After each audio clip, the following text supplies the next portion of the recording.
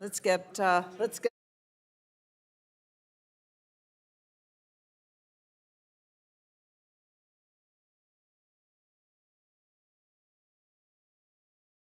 give the digital team some notes.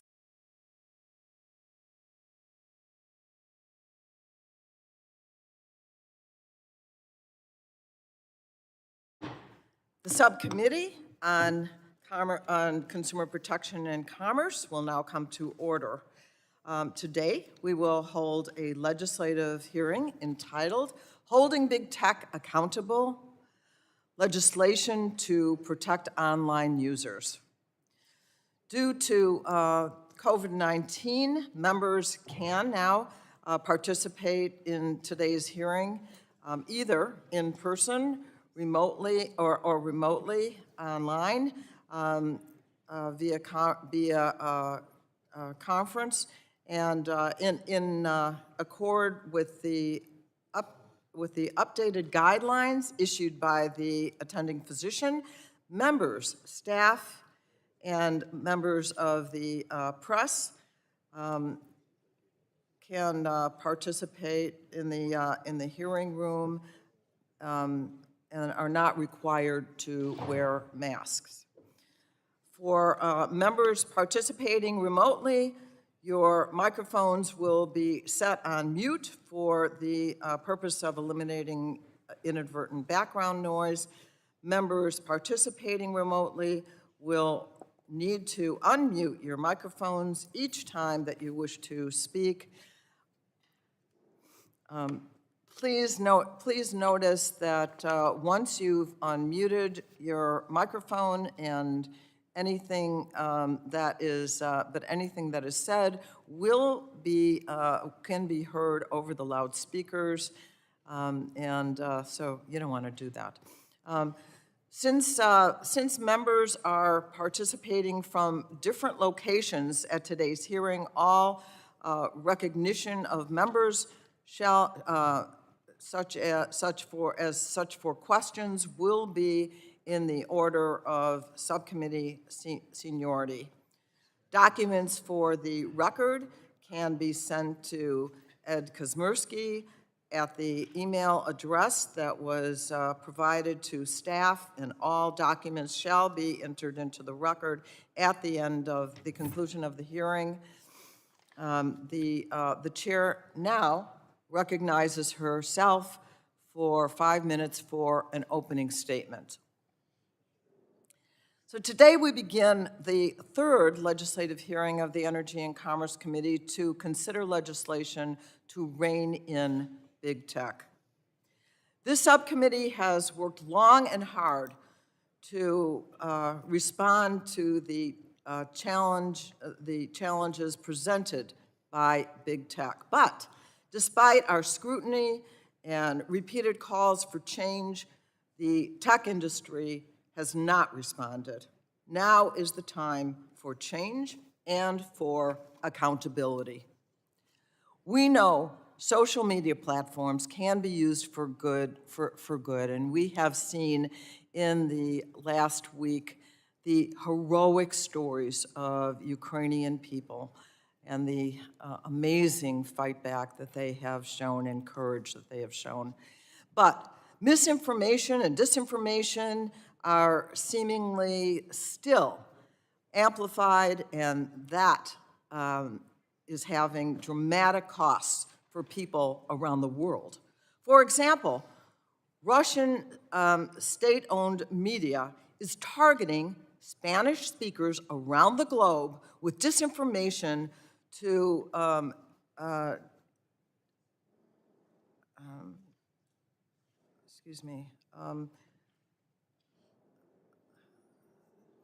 when it comes to the what is going on in the invasion of Ukraine. Previously, social media abetted a genocide in Myanmar and a deadly insurrection on January 6th. We are done with apologies and denials from big tech companies. We are done turning a blind eye when billionaires build economic empires by feeding Americans an ever-increasing diet of disinformation. It is time to regulate. So we'll be considering 5 bills today. Ms. Eshu's bill, the banning, surveillance, excuse me, what does that say? Advertising what? Okay. The Banning Surveillance Advertising Act, which I am a proud co-sponsor of, to ban targeting advertising that can track individual users across the internet. Ms. Clark's bill, the Algorithmic Accountability Act, will require technology companies using artificial intelligence to assess the impact of their algorithms on consumers. Discrimination rather, of protected classes has no place in our digital world. Ms. Trahan's bill, the Digital Service Oversight and Safety Act, improves transparency for consumers and ensures that research can measure the impact of social media on our society. Mr. Bilirakis's bill, the Capture Act, that's the short title, studies whether law enforcement has the resources to keep us safe online. Mr. Mullen's bill, the Increasing Consumer Education on Law Enforcement Act empowers consumers to protect themselves. So as we refine these proposals, I have no doubt that can help create a fairer, safer internet, one that protects consumers and whose business model isn't rooted in disinformation. So I look forward to the hearing and welcome all the comments of my colleagues on both sides of the aisle so that we can work together on this. And with that, I would like to welcome the ranking member, Mr. Bilirakis, for his 5 minutes. Thank you so very much, Madam Chair. Good morning, and welcome to today's subcommittee legislative hearing. Our witnesses. Today's hearing is the third in a series of what the majority calls holding big tech accountable.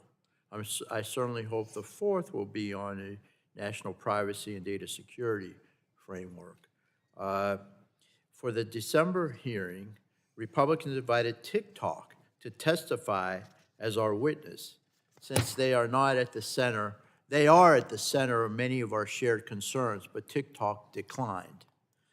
For this hearing, I appreciate that the majority backed our efforts to invite the company, this particular company, TikTok, this time on a bipartisan basis, but sadly, TikTok declined yet again. I know this isn't what you want, Madam Chair. I certainly don't want it either. So again, very disappointing, and we're not going to give up. Madam Chair, if we put our heads together, I'm sure we can figure out a way to get this particular company, TikTok, before our subcommittee, like so many others who have appeared as part of our country's democratic process. How very arrogant of them. But again, we're not going to give up. We need to hear from TikTok. The legislation today covers a broad range of issues. Now, you know, not just hear from TikTok. We need to ask questions of TikTok. While I share many of the same concerns as my colleagues regarding big tech's abuse of power. I worry about proposals that miss the target and hurt other parts of our economy. Without more careful vetting, these bills will lead to a worse consumer experience, adversely impact American innovators and small businesses, and increase market dominance for large companies, specifically Google in this case. So far this Congress, this committee has heard from academics, industry experts, and consumer advocates, which is great. I'm pleased that today we finally get to hear from law enforcement's perspective. They are on the front lines, and I know you agree, Madam Chair, of protecting our kids online, which is a primary focus in our fight against big tech. And thank you again for holding this hearing. I'm proud to welcome Mike Duffy, a law enforcement officer based in my home state of Florida, who has dedicated more than 20 years of his career to protecting our Floridians and our nation's children from predators and other dangerous threats online. Law enforcement's insights are critically important as we consider multiple avenues to rein in the abuses perpetrated by big tech. I believe two bills under consideration today will help. First, we've got the H.R. 6786, the Increasing Consumers' Education on Law Enforcement Resources Act, introduced by my good friend, Representative Mullen. It will require FTC and attorneys general to develop a public education program to inform our constituents about law enforcement resources regarding online safety. The second is my bill, and thank you for mentioning it, Madam Chair, and agendaing the bill, H.R. 6755, the Cooperation Among Police, Tech, and Users to Resist Exploitation Act, or the Capture Act, which will require the Government Accountability Office to research and provide recommendations on how to improve coordination and consultation between social media companies and law enforcement without creating constitutional issues. Some here may recognize the single point of contact proposal as it currently exists in the FirstNet framework. This is a model I'm looking to apply to tech platforms so federal, state, and local law enforcement have clarity on who is reaching out to these companies in order to tackle harms online. Given the connection to today's Democratic bills have on privacy and data security, I know my friend, the chair, will appreciate me once again emphasizing the importance of passing a national privacy and data security law. Even the House Administration Committee just held a hearing on a national privacy standard. We are all well overdue. We are overdue to hold a committee hearing because we have the jurisdiction in this committee, and I know the chair has promised that we would. Madam Chair, I know these issues are extremely important to you, and the best way to protect our constituents online is through a national privacy and data security framework. It is time our subcommittee moves beyond these one-off bills that beat around the bush of privacy and data security concerns. Leader Rogers, and I'm sure she'll confirm this, and I remain fully committed to working across the aisle with anyone to enact a truly comprehensive privacy and data security law, and I urge my colleagues to join me in these efforts. Thank you again for allowing me to participate today, and I look forward to the discussion, especially how these proposals will help protect our kids online. Thank you, and I yield back. Thank you, Mr. Bilirakis, and I do look forward to very soon dealing with a comprehensive privacy bill. I think we're on our way. And let me now welcome the chair of the full committee, Mr. Pallone, for 5 minutes. Thank you, Chairwoman Schakowsky. Today's hearing is the third in a series of hearings this committee has held on legislative reforms to hold social media companies accountable. The two previous legislative hearings covered reforms to Section 230 of the Communications Decency Act and consumer protection-focused legislation to help build a safer internet. Today, we'll examine legislation to enhance transparency and further promote safety online. These hearings come after years of repeated bipartisan calls for social media companies to change their ways. Since 2018, the committee has held 8 hearings on this subject. We've examined these issues from all sides, and now it's time for us to come together and to act. We're committed to working with our Republican colleagues on legislation to increase transparency, limit online manipulation, and improve online safety. And we all know how important social media is to our daily lives. It allows us to connect with family and friends, to organize, and to stay safe. And we're seeing that firsthand right now in Ukraine as images posted on social media are exposing the world to just how depraved and misguided Vladimir Putin's actions are. Ukrainians armed with their smartphones are documenting the bravery of their fellow citizens standing up to the Russian military and the brutality of war. Social media is allowing Ukrainians to spread the word without any filters of the true impacts of this war. The images they're capturing on their phones are being shown worldwide, showing the world the atrocities being inflicted on the Ukrainian people. But at the very same time, we have seen weeks of Russian disinformation campaigns used to lay the groundwork for the invasion of Ukraine. These campaigns use propaganda to build support for the Kremlin, and unfortunately, they spread like wildfire online. And there's no question that fast-moving current events can be difficult for social media companies to respond to quickly, but that is their responsibility, and they must be held accountable. We must ensure they are transparent and their incentives align with the good social media can do for people and not the bad. Today, we'll discuss 5 bills that target different parts of the social media ecosystem to make platforms safer for users. One of the best ways to make these companies more accountable is to make them more transparent. We'll discuss legislation that establishes an Office of Independent Research Facilitation at the FTC. This new office would help facilitate academic research on social media platforms to help us get the data we need on how these companies are targeting users. Another bill requires companies that use automated decision-making to conduct impact assessments on their systems and regularly report the results to the FTC. Now, these assessments will help ensure that machine learning is being employed in a fair and non-discriminatory manner. We'll also consider a bill to ban the practice of targeted advertising, which includes a provision prohibiting advertisers from using information that identifies a consumer as a member of a protected class for advertising purposes. And finally, we'll consider bills that will help social media companies work better with federal, state, and local law enforcement to protect users who feel their safety has been violated online. Now, these proposals, along with the proposals we considered in the 2 previous legislative hearings, are collectively major steps in addressing the real harms caused by big tech.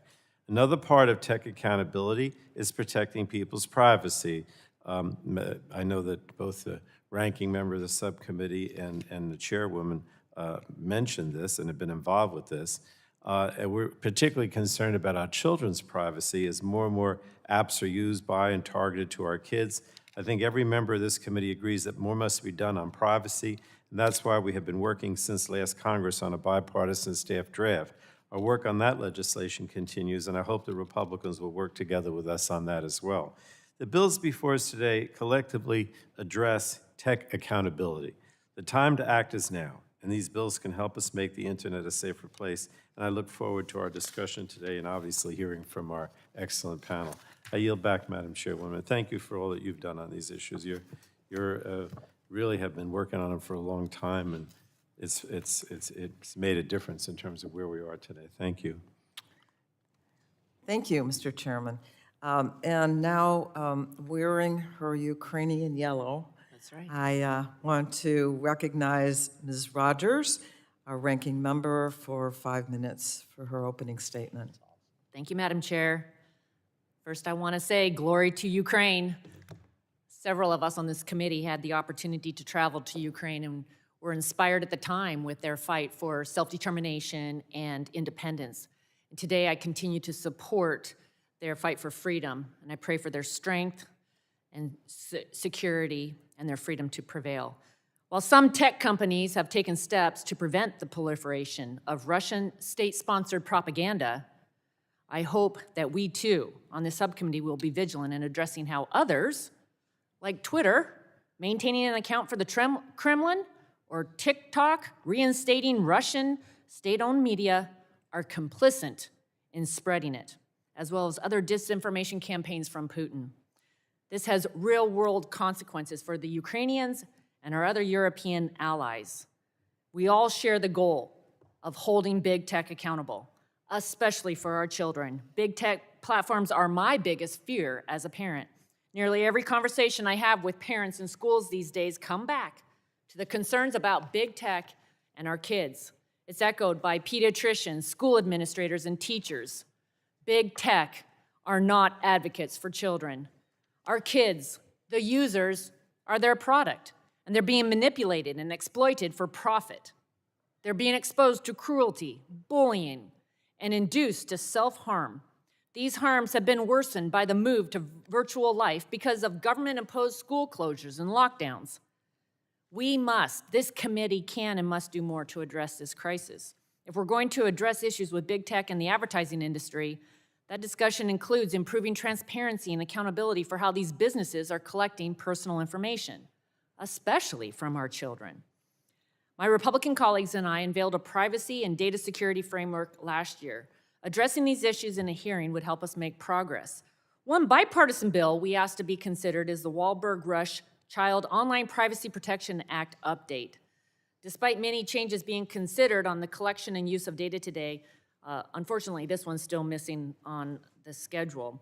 Also, if we're discussing emerging technologies like artificial intelligence, we should be addressing how AI can strengthen American leadership and reflect our values of freedom, human rights, and human dignity.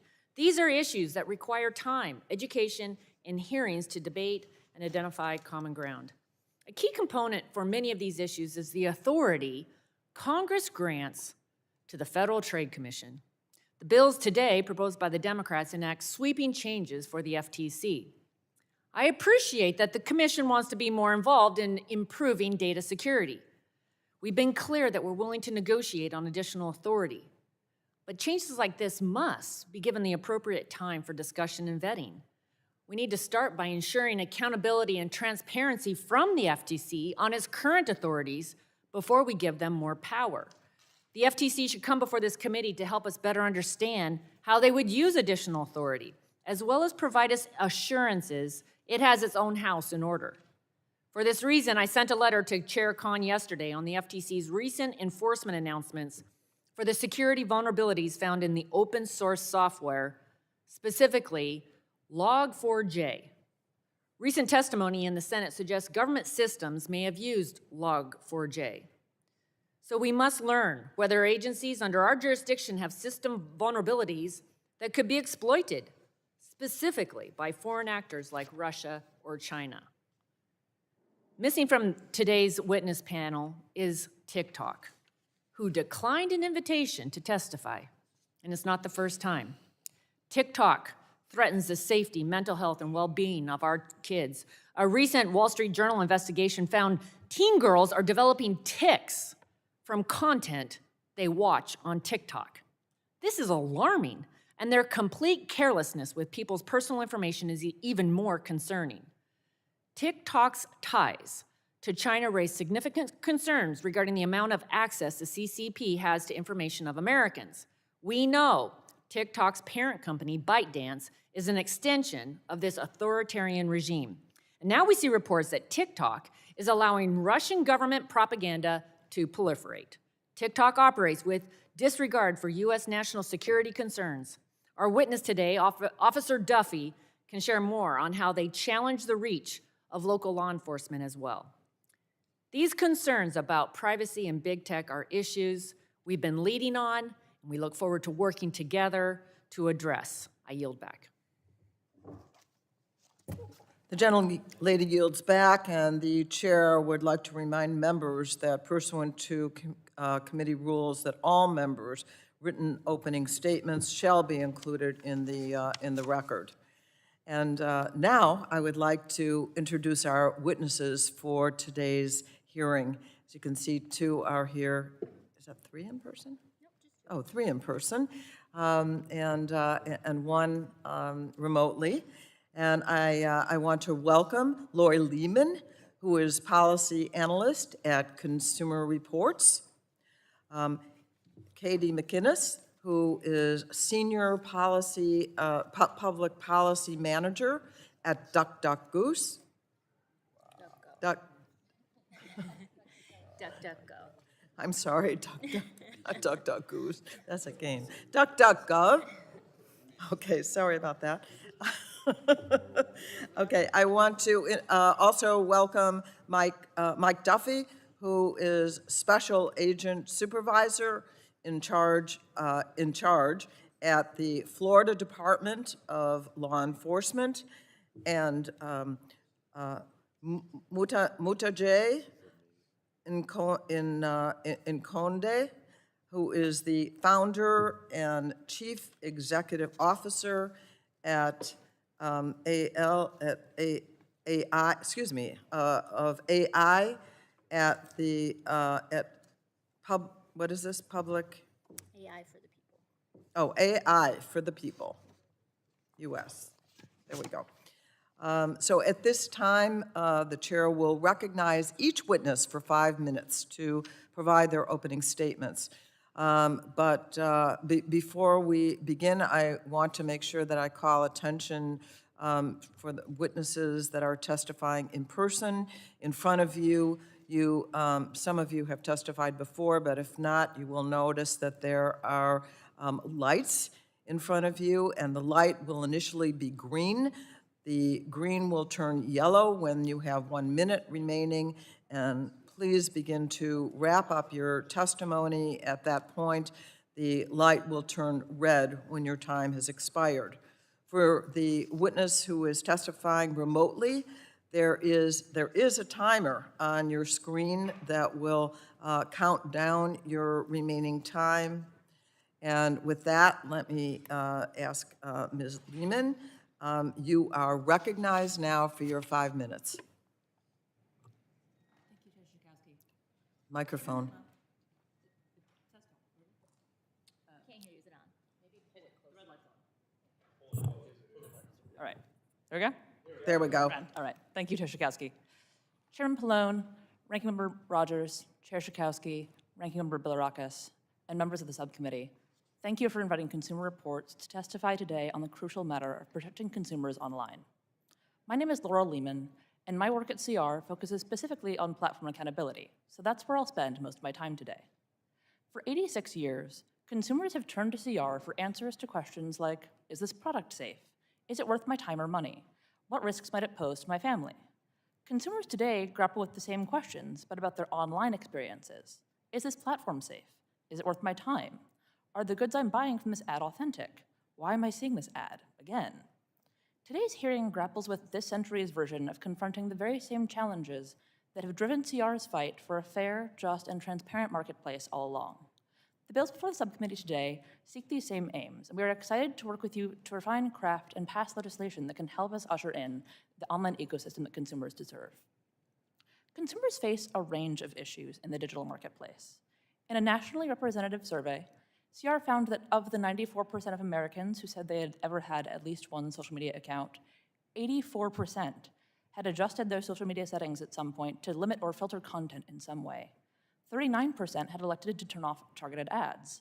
59% said that they had read news on a social media site they initially believed to be true, but later learned was made up. And 37% told us that they had, at some point, wanted to change their privacy settings on a social media platform, but didn't know how. And their concerns aren't limited to social media. They expand to e-commerce and the way that AI impacts their lives, as I elaborate on in my written testimony. Yet the digital marketplace is as varied in potential solutions as it is in its problems. Just as one no recall, safety standard, or warning label can unilaterally keep consumers safe offline, the variety of challenges consumers face online require a range of evidence-based policy solutions, from comprehensive transparency to expanded use of Section 5 authorities, to approaches grounded in consumer protection law, to cautious, narrow changes to Section 230, and certainly include a stronger, better-funded FTC. Auto and product manufacturers are expected to conduct safety testing, and CR can test cars and appliances for performance under stress to see how manufacturer claims line up with their advertising. Digital product manufacturers, however, have no such obligations to research, mitigate, or disclose risks or dangers in the ways their systems work. They are not required to publish clear community guidelines or terms of service, or report on how effective their enforcement of such guidelines may be, and they make no guarantees that they are appropriately staffing and equipping the teams dedicated to keeping consumers safe from harassment, spam, counterfeit products, hate speech, and misinformation. Transparency will be fundamental to all such evidence-based policy. In particular, 3 different kinds. I'd like to talk about pipelines, processes, and personnel. When I talk about pipeline transparency, we're talking about what factors influence what a consumer sees online, whether that's an algorithm, whether that's an ad, what components go into that. When we talk about process transparency, consumers deserve to know the rules of the road. What can they expect from their online communities, and how can they expect those rules to be enforced? When we talk about personnel, we're talking about when platforms fail consumers, how can we make sure that platform whistleblowers are empowered to make sure the public knows? And also, how are we making sure that platforms are appropriately staffed to enforce their terms of service everywhere they operate? CR's test track can figure out how cars handle stress because we have speedometers. Right now, no one can crash test ads and algorithmic recommendations except the platforms that profit from them. But transparency is the floor, not the ceiling, when it comes to building a more responsible online information ecosystem. Platforms clearly require stronger incentives to take responsibility for the harms they compound and accelerate. Across consumer products, it is well understood that companies should bear responsibility for design and process choices that lead to foreseeable preventable harms. Meanwhile, YouTube failed to ban vaccine misinformation until September 2021, when platforms like Pinterest had started as early as February 2019. CR investigations in 2020 showed that Facebook had approved ads with COVID-19 misinformation. Online platforms fail to take reasonable baseline steps to ensure their products are designed and managed responsibly. Consumers should be able to expect an online system where we can trust that platforms have values past those which they return to their shareholders. At the end of the day, consumers deserve a safe, just, and transparent digital marketplace that they can trust. Congress can and must work to pass legislation that makes it possible, and CR looks forward to working with you in pursuit of that aim. Thank you again for inviting CR today. I look forward to your questions and to today's discussion. Thank you, and now Ms. McGinnis from DuckDuckGo is recognized for 5 minutes. Thank you, Chairwoman. Chair Schakowsky, Ranking Member Bilirakis, Chairman Pallone, Ranking Member McMorris-Rogers, and members of the subcommittee. Thank you for holding this important hearing and inviting me to testify. I'm here to discuss DuckDuckGo's privacy protective business model and why we need bills like the Banning Surveillance Advertising Act to protect individuals online and to reform the general market. DuckDuckGo is a privacy technology company. We believe that privacy is a human right and that being private online should be simple and accessible to all. With one download of the DuckDuckGo privacy browser for mobile or the DuckDuckGo Privacy Essentials browser extension for desktop, we offer seamless protection from surveillance ads by blocking trackers. This includes our email protection service, our tracker blocker technology, and our private search engine, which is the 4th largest in the United States and serves over 3 billion searches a month globally. Our company was founded in 2008 in Valley Forge, Pennsylvania, and year after year we have seen record growth, proving users' interest in being private online. DuckDuckGo is robustly profitable and has been since 2014, thanks to our contextual ad model. Contextual advertisements are based on the content being shown on the screen and do not need to know anything about you. So if you go to DuckDuckGo and perform a search, let's say you search for mobile phones, we're going to serve you with ads for phones. It's as simple as that. Behavioral advertising, by contrast, is based on personal profiles from data collected both on and offline about you. Have you ever searched for something online and then saw an ad for that exact same thing pop up on another website or an app? Or maybe you thought that your phone is listening to you based on the creepy ads that you're seeing online?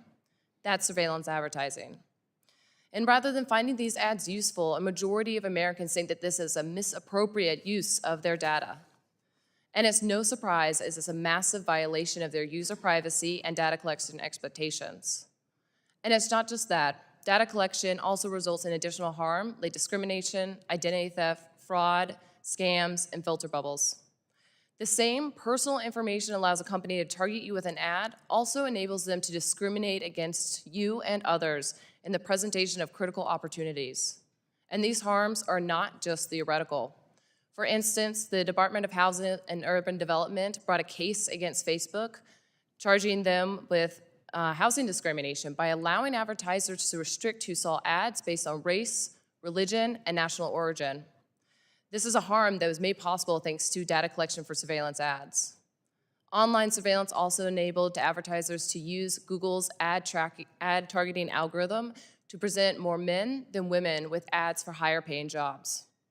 The practice of data collection, therefore, is not just about a user's privacy or data collection expectations, but about the presentation of critical access to opportunities and employment. Consumers should have an easy and effective way to avoid this surveillance. And as our history makes clear, internet companies can be successful and profitable with a contextual ad model. Studies have additionally shown that publishers receive very little significant increase in revenue by using behavioral ads. And in fact, many online advertising companies started with a contextual ad model, including Google. Until recently even, most of the ads you're seeing online were contextual ads. However, due to Google's acquisition of DoubleClick and Facebook's control of the ad duopoly with Google, there's been a focus on behavioral advertising, and innovation in contextual advertising has been severely suppressed.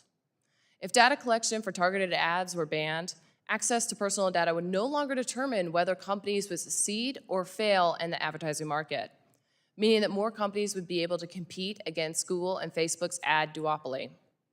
As surveillance ads result in measurable harm for users and little to no increase in revenue for publishers, we must ask, what is all this surveillance for if it's not just lining the pockets of Facebook and Google? As a House Antitrust Subcommittee report and reports from governments around the world demonstrate, access to personal data enables big tech to protect and entrench their dominant status online generally, and in the ad market in particular.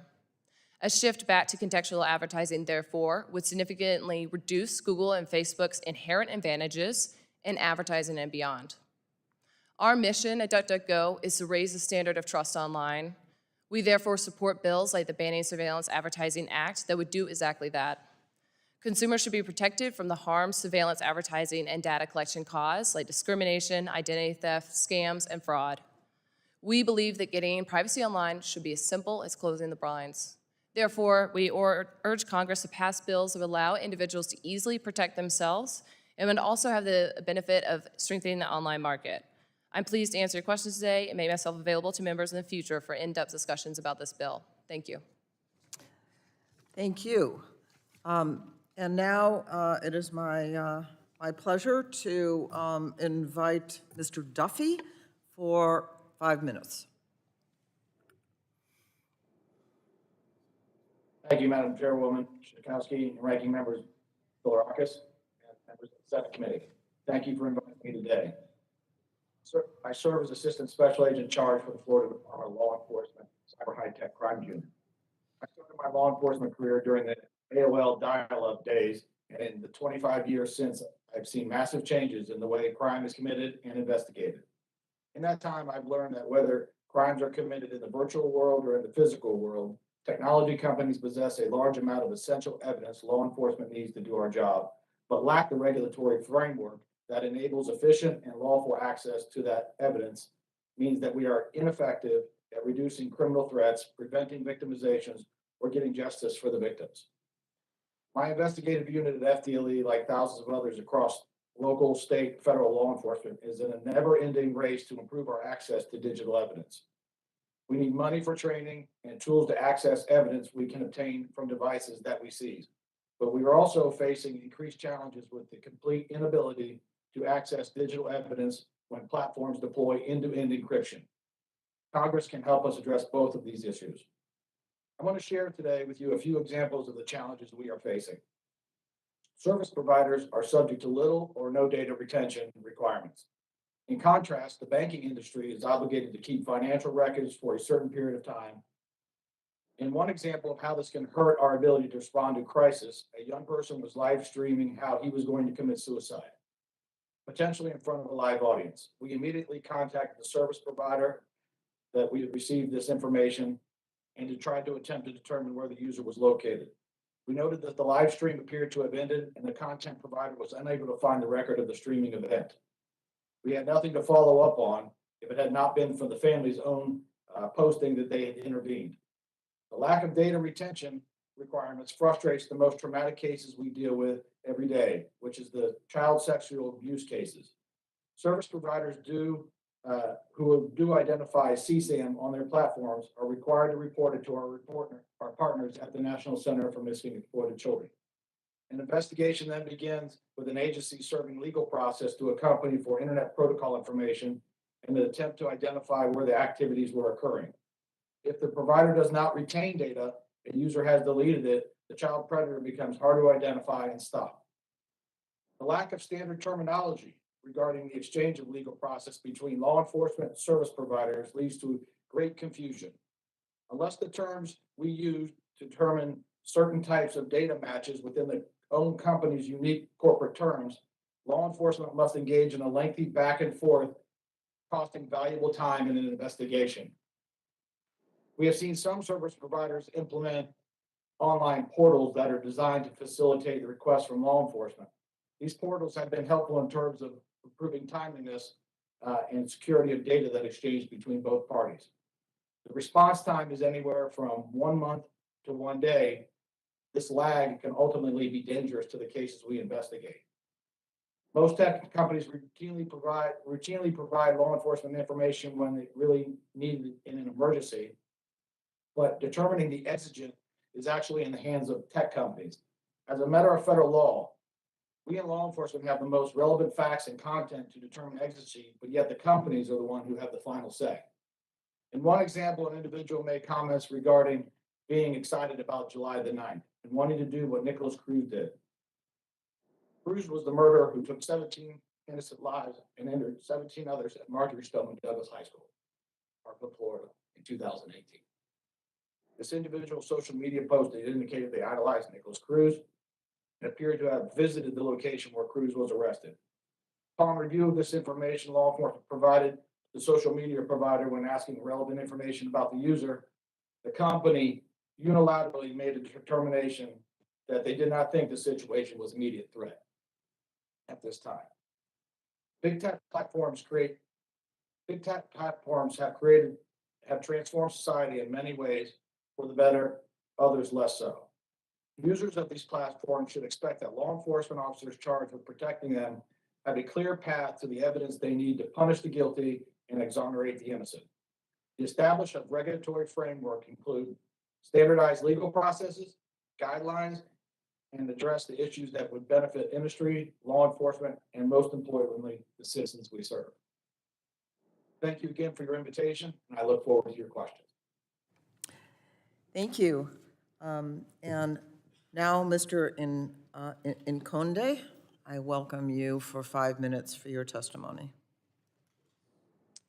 Good morning, Chairwoman Schakowsky, Ranking Member Ms. Belarakis. Oh, Ms. I'm Ms. sorry. No problem. And Ranking Member McMorris Rogers. My name is Mitali Nkonde, and I'm the founder and executive director of AI for the People, a national nonprofit that uses strategic communications to really insert conversations around the impact that technology is having on society into public life. I'm here today in support of the Algorithmic Accountability Act that I have been working on really for the last 5 years as an advocate, and something that I'm happy that this committee is finally looking for. As a storyteller, the best way for me to really express the impact that machine learning protocols have on public life is through an illustration. So this committee is very aware of the dangers of social media algorithmic decision making, so I'm not going to go long, but I think that this will be illustrative in terms of the need for this act. In February 2022, Twitter users noticed that they were being shown ads from a company called OpenSea. OpenSea is a provider of NFTs, or non-fungible tokens, which are parts of currency based in blockchain that can be traded. What these users were being offered were the ability to buy what were described as meta slaves. These were avatars of African American people that were put up for sale in the same way that people were sold in times of enslavement during this country. Upon AI for the people contacting Twitter to say that this had happened, we found that the account had been taken down from the platform, but news reports found that instead of removing that lot, what OpenSeas actually did was just add Asians and other non-white Americans to their platform. How did those slaves get onto those social media sites? Through a process called machine learning, that informs algorithmic decision makers and decides who and what people get to see on their social media feeds. This is an example of the way the combination of targeted advertising online, racial animus towards non-white Americans, and machine learning conflates to create unsafe online environments for Black people and other members of protected classes. The Algorithmic Accountability Act is important because what that would do would be to introduce impact assessments so that an office within the FTC could look at this potential use case and then decide, is this in the national best interest? I would argue that it's not, because we know from the investigation conducted by Special Counsel Robert Mueller, one of the tactics of hostile nations such as Russia is to really incite racial divides, and therefore, I would argue, undermine our national security as we divide against ourselves instead of looking outward to protecting this great nation. I argue that the Algorithmic Accountability Act, and even its what I would consider in many ways to be companion legislation, the Surveillance Advertising Act, provide an online environment in which people from protected classes can be safe. AI for the People as an organization really does seek to highlight the numerous ways in which advanced technological systems, and as we're looking to things like the metaverse, Web3, and NFTs, technologies that we're not really commonly speaking about, we need to keep the protection of civil rights in mind. These platforms are enriching the few without thinking about the ways in which they comply with laws that we have already standing. And as I finish my remarks, because of intellectual property laws, excuse the background noise, I come to you from Brooklyn, New York. Unfortunately, this is a noisy part of the country, so it won't be long. But the one thing I will say is because of international intellectual property laws, researchers and advocates do not have the ability to look at the source code to understand how these decisions are being made. So the passage of the Algorithmic Accountability Act will not only safeguard those of us from protected classes, but also give us insight into how these technologies make decisions that really have incredible impacts on the lives of many Americans. I look forward to the discussion. I thank you for the invitation, and I yield my time. Thank you, Ms. Nkande. We have now concluded our witnesses' opening statements. At this time, we will move to member questions. Each member will have 5 minutes to ask questions of our witnesses. I want to thank our witnesses for being here today. Since we have witnesses appearing virtually, I need to ask my colleagues in the hearing room to mute themselves whenever they are not directly speaking during their Q&A portion, so that we can clearly hear the witnesses' remarks. I will begin with my 5 minutes of questions. No, targeted advertising is at the heart of the online consumer model, online business model. But it fundamentally violates users' privacy in a way that would never be accepted if consumers were actually given the choice. That is why I joined Representative Eshoo in introducing the Banning Surveillance Advertising Act. And this legislation prohibits companies from targeting advertisement based on personal information. So, Ms. McInnes, your company already bans targeted advertising. Can you tell us why you made this decision? Thank you for the question, Chairwoman. Our founder and CEO started out DuckDuckGo by wanting to serve users with great instant answers at the top of the search engine results page. And he was really looking for his company to have a positive impact. As he was developing his company in 2008, he saw that there was a clear need for private search engines. And so we developed privacy for the search engine, have been expanding our privacy options ever since. And thank you for noting that DuckDuckGo helps stem surveillance ads. We're working very hard to ensure that our users are protected as they do whatever they need to do online by blocking trackers in the first instance so that information is not collected about them. And is your business still profitable without the use of targeted advertising? Yes, we are very profitable. Our revenue is somewhere around $100 million per year. We have over 30 million US users in the United States, and they span the whole nation and the political spectrum. Thank you. When you were asking whether people get frustrated when they see that there's an ad that pops up, you know, how did they know to target me? And people feel uncomfortable online because of that. In our last tech hearing, we discussed the impact of whistleblowers protection at the Federal Trade Commission. I'm so glad to see that provisions in Ms. Trahan's bill to protect whistleblowers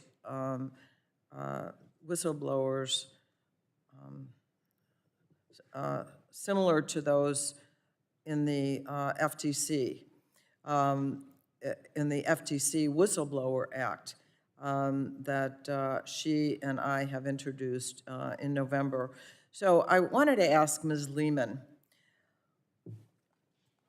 would consumers be better protected from online harm if the FTC whistleblowers were protected by federal law? Thank you, Chair Schakowsky. Absolutely, yes. We're excited at a number of the transparency provisions before us today. There is context that as many transparency reports as we have, as much nuance as we can get into, as much research as we do, there is context that you can only ever get when someone can tell you why a decision was made. And so for that reason, whistleblowers are critical to providing that context for consumers. I really don't have any more questions except to say that we are going to move along as fast as we can to protect consumers from the harms that are out there, from the information that they don't want collected, and we want to do it in the bills that are introduced today that we're discussing, but also to move quickly and efficiently and very hopefully in a bipartisan way to do comprehensive privacy legislation. The time to regulate is now. The time to hold big tech accountable is now. We have heard over and over again the promises, the denials of wrongdoing that we have heard from big tech, and really enough is enough.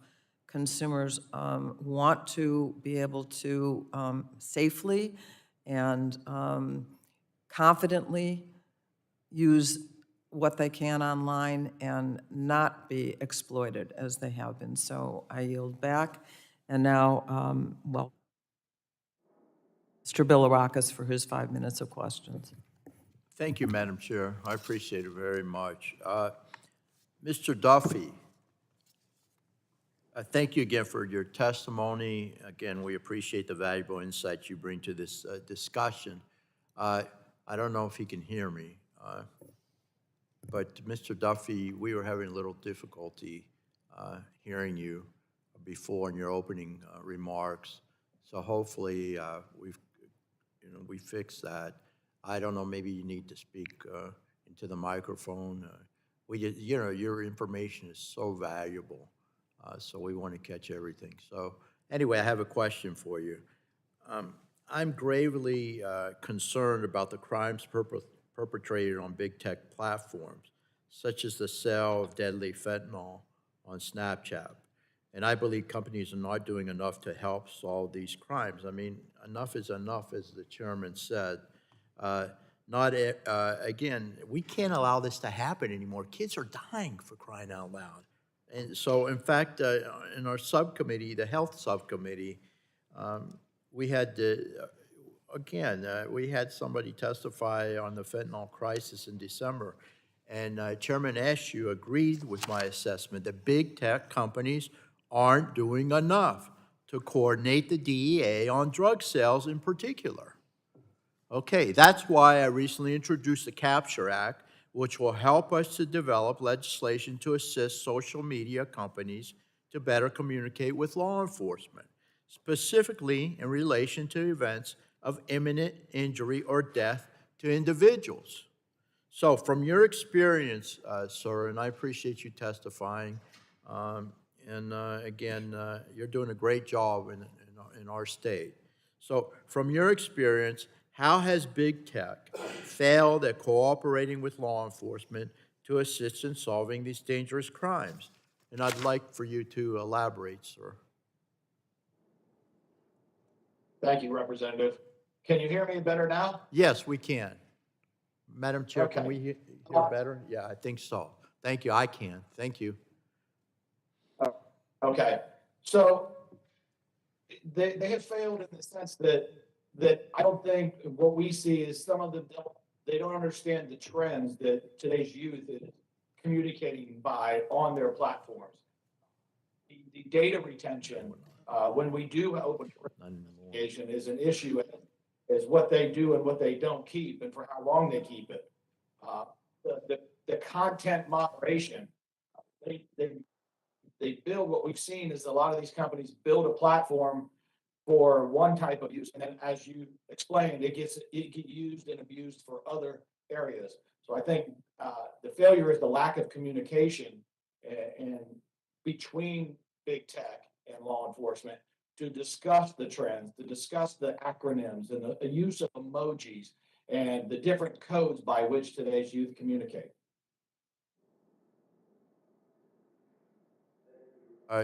Yeah, sir, when you speak slower, we can hear a lot better. So let's try that. Yeah, and stay close to the mic. I really appreciate it. What more can big tech do, in your opinion, do you believe, again, this legislation that I filed, the Capture Act, can help accomplish this? And then also, as I mentioned in my testimony, we invited TikTok to testify at today's hearing to answer how they have failed to protect our youth online. They again ignored our requests. Okay, we're not going to give up. We're going to have them here, and they're going to have to answer our questions. I know the chair agrees with me. She's the leader in this area. It's clear they are not investing the time or resources needed to adequately curb dangerous content on their platform. Are you familiar with the dangerous viral changes that populate the site and how schools are scrambling to stay ahead of the harms to other students and teachers alike? If so, can you elaborate on how this has stretched the resources? And again, the teachers and the police officers, they can't do it all. They need our help. So it's stretched the resources for Florida police. I know if you can elaborate on that, I'd appreciate it. Thank you, Representative. I agree with you 100%. The resources that we in law enforcement have for identification of these viral challenges is a lot of times brought to our attention by parents or school resources officers who are within the school system, who are listening to the kids, watching their activity, and hearing firsthand what's going on. As you mentioned, we don't have unlimited resources.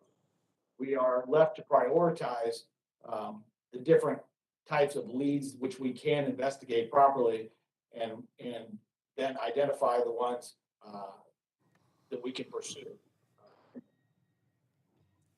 Thank you, I appreciate it. I yield back, Madam Chair.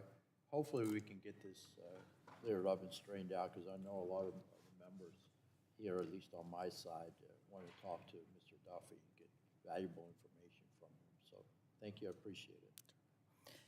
Yes, and now I recognize the chairman of the full committee, Mr. Pallone, for 5 minutes for questions. Thank you, Chairwoman. We're here today, as we know, to have an open, meaningful dialogue about solutions to address the harm social media companies have caused, and this is more timely than ever as we see social media companies expanding their reach. So I wanted to use Facebook as an example, which now goes by Meta. We've seen reports of sexual assault and harassment in the virtual reality world that Facebook is trying to create with the metaverse. So let me start with Ms. Nkande. Can you expand on this issue? What are some of the real harms that we'll see as social media companies expand their reach, if you will? Thank you for the question, Mr. Pallone. The issue, just to read everybody in to the issue with the metaverse as it stands, the head of research of the metaverse recently wrote a Medium article in which she told us that when she went in, she was sexually abused by male avatars. The issue is, in order to get this immersive experience, what Meta are currently doing, what their team is doing, are investigating how to use light sensors, make it feel like we're seeing, audio sensors to make it feel like we're hearing, and tactile sensors to make it feel like we're being touched.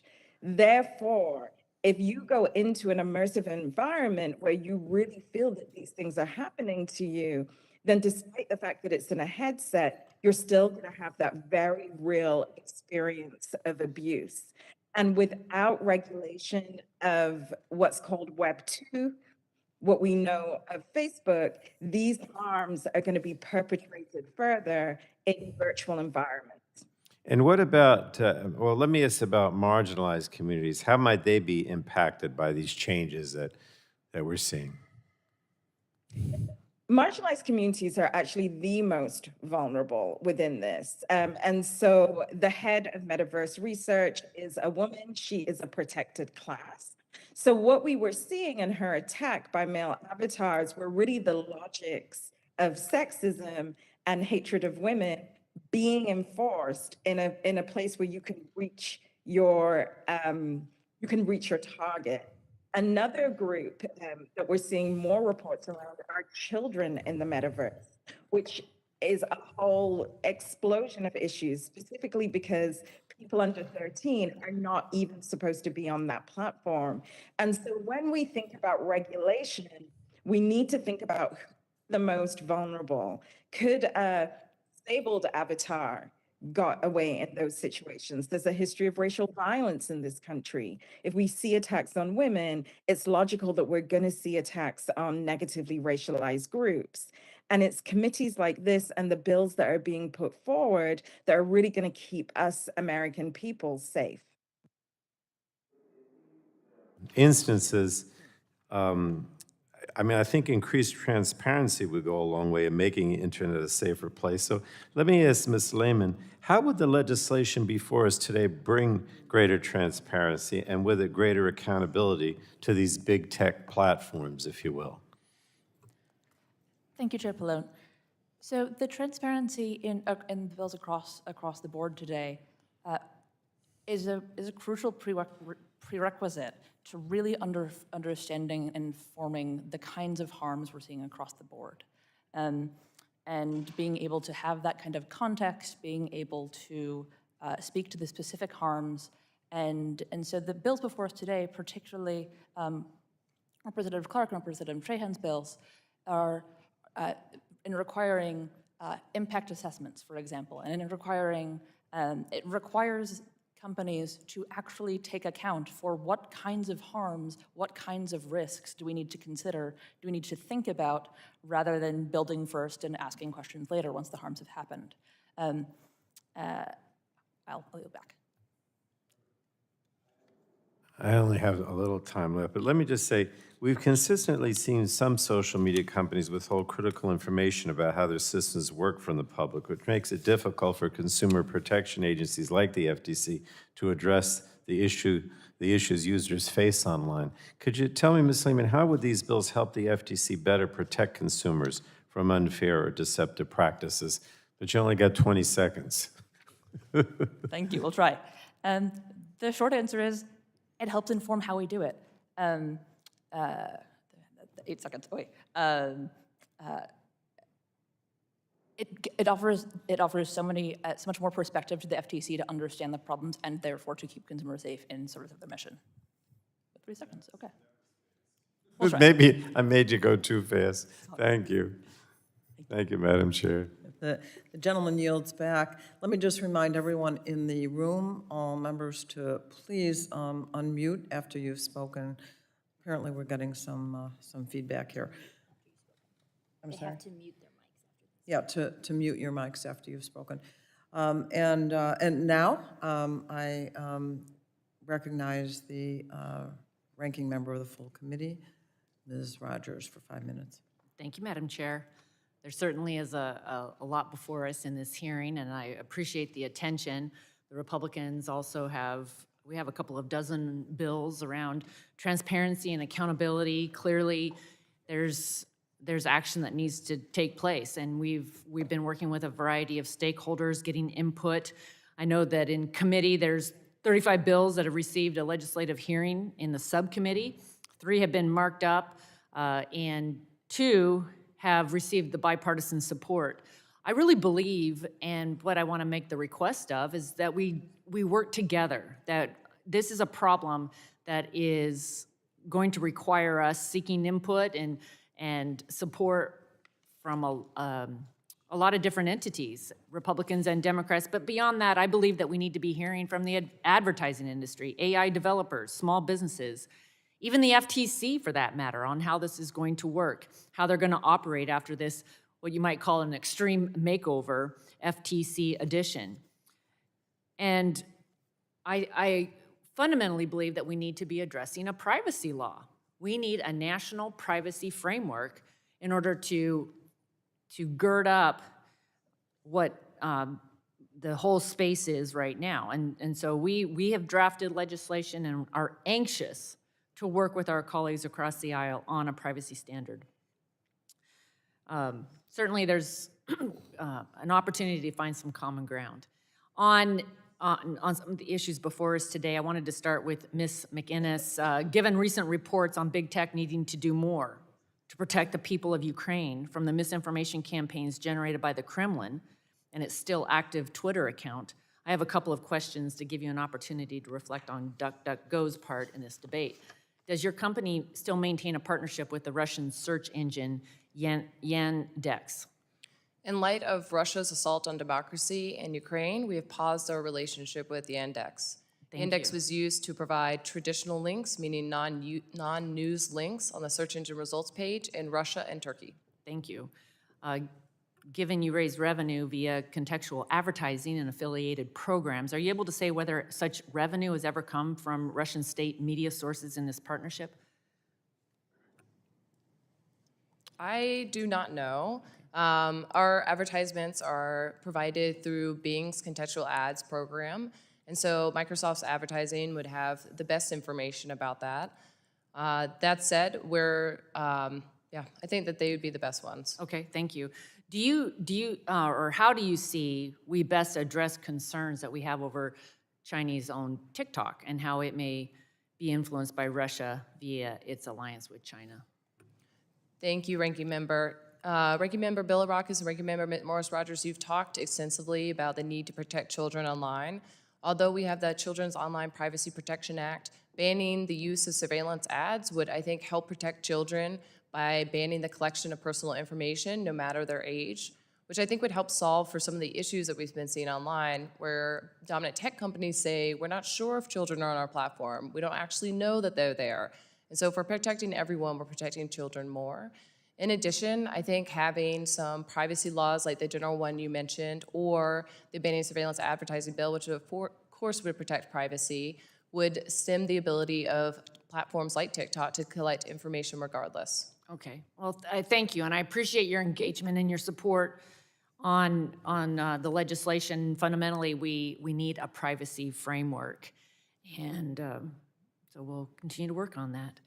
Officer Duffy, our law enforcement officers are our American heroes, and I've personally heard some very sad tales of the role big tech played in tragic events impacting our children and the pressures on first responders.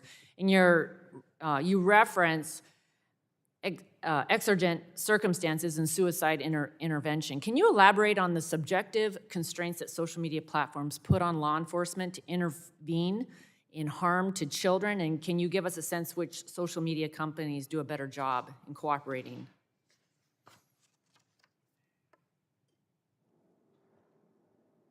Thank you, Representative Issues. But as it relates to exigent, when we serve a company with exigent circumstances, it's left at their determination. We present them with the facts as we are given.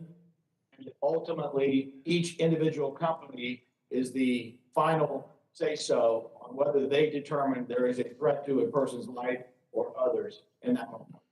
And which companies are cooperating? It varies. The last one that I referenced in my statement was TikTok. Okay, thank you. I've run out of time. Yield back. Okay, what's next? My colleague from the Chicago area, Congressman Bobby Rush, you're recognized for 5 minutes. I want to thank you, Madam Chairman, for this most magnificent hearing. My question is directed to Ms. Nkande. Ms. Nkande, you mentioned facial recognition in your testimony. The error-prone nature of facial recognition software, especially when it comes to identifying people of color and women, is extremely dangerous. In 2018, an ACLU study found that Amazon's facial recognition software falsely matched 28 members of Congress, including me, with someone else's mugshot. We have seen the real world impact of this when in June 2020, the New York Times reported on the case of Robert Julian Rorschach Williams of Michigan, who was arrested by Detroit police because he was misidentified by facial recognition software. Later, it was revealed that this software was used, quote, almost exclusively against Black people, end of quote, and was used even though the Detroit police chief estimated that it misidentified individuals 96% of the time. Clearly, this is a very serious problem with very, very serious and very real implications. Ms. Nkande, can you please speak to the role algorithms play in these kinds of situations? Does the solution to this problem currently exist? If so, what needs to be done to implement them? And if not, what do we need to do as members of Congress to address these problems? Thank you for the question, Representative Rush. Big questions, but yes. So the way facial recognition works is through a computer engineering protocol called computer vision. The training data are pictures of people's faces, and then the algorithm will take a face graph. So it basically measures your face and what we call facial architecture, color of the skin, broadness of the nose, circumference of the eyes, for example. The issue within the Gender Shades report, which kind of undergirded this idea that facial recognition technology did not work in the Amazon, Microsoft, and IBM report, found that the training data was using that of white men, which meant that when those same systems were used to identify non-white people, like Mr. Williams, who you mentioned, it misidentifies us. Therefore, one of the things that Congress could do immediately is really take the Algorithmic Accountability Act to markup, because through impact assessments, the FTC would be then able to figure out what is the efficacy of this technology? Is it recognizing Black and brown people? Where is facial recognition being used? Because many Americans believe it's just in law enforcement, but they don't realize that when we use self-checkout, for example, in pharmacies, they're using facial recognition to figure out whether you've stolen toothpaste or not, whether Mr. Conde, can you also include how it affects African Americans in the area of criminal justice and banking? Yes, in the area of criminal justice, misidentification leads to incarceration or arrest. And in the area of banking or tax or finances, the IRS has just been stopped from using facial recognition for us to access our records. And if you imagine that African Americans are not being recognized, that would bar us from access to our own financial information. Thank you, Madam Chair. I yield back. Thank you, Mr. Rush. Mr. Upton, you are recognized for 5 minutes for questions. Well, thank you, Madam Chair, and I want to echo the remarks of Kathy McMorris Rogers. I hope that we can develop a privacy standard. It's something that's bipartisan. It's long overdue. I know it's tough to do, but I think we need to proceed down that road.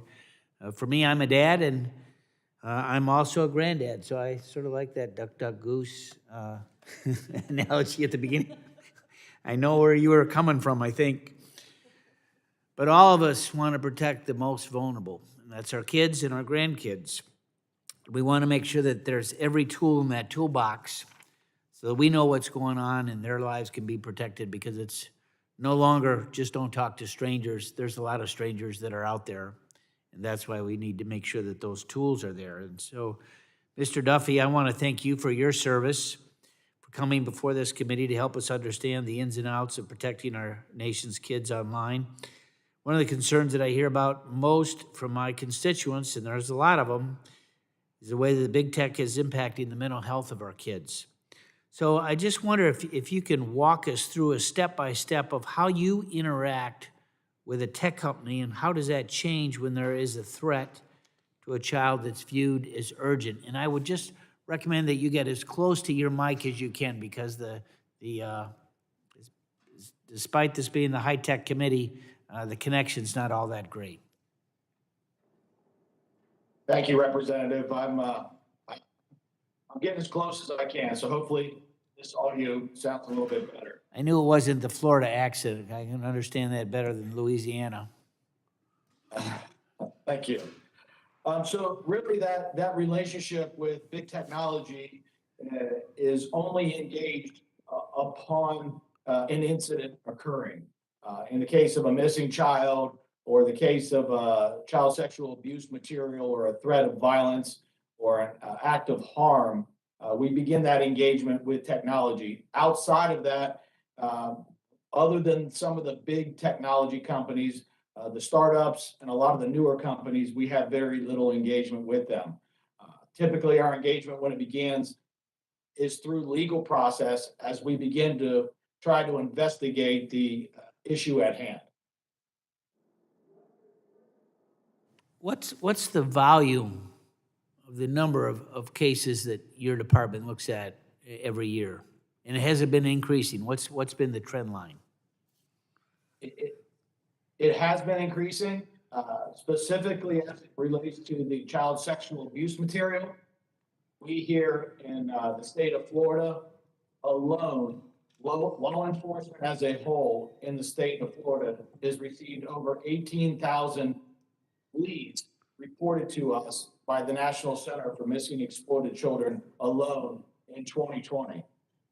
That means law enforcement has to put eyes on each one of those leads to determine the ability to investigate those with limited resources.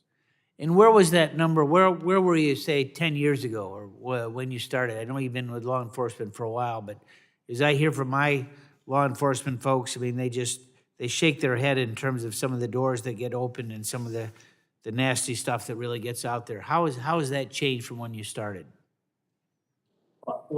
Exactly. When I started, it was a lot of what the work we did now was through the U.S. Postal Service, because the online world didn't exist. And the online world that existed was not as widely popular as it is today. So we are seeing exponential increases as companies come online and today's youth and others begin to leverage this platform to communicate, which ultimately results in children being sexually abused online, sextorted, and impacts their mental health. Can you tell us one particular story of where things worked out? There's been a few where we've gotten instances of somebody saying, I'm watching a child being sexually abused, or a child was abducted, and through the use of technology, we were able to work with the provider to determine a location where that child or individual might be. And through the use of technology, we were able to locate that individual to prevent further abuse or recover the missing child. And are you able to interact that with Amber Alert? We very much so are. Well, thank you. Again, thank you for your service. Appreciate the hearing. I yield back. I wanted to point out that there was much more clarity with the response of our online witness, because you turned off your mic each time after you asked the question. And I would recommend that for everyone who is asking questions of our online witnesses.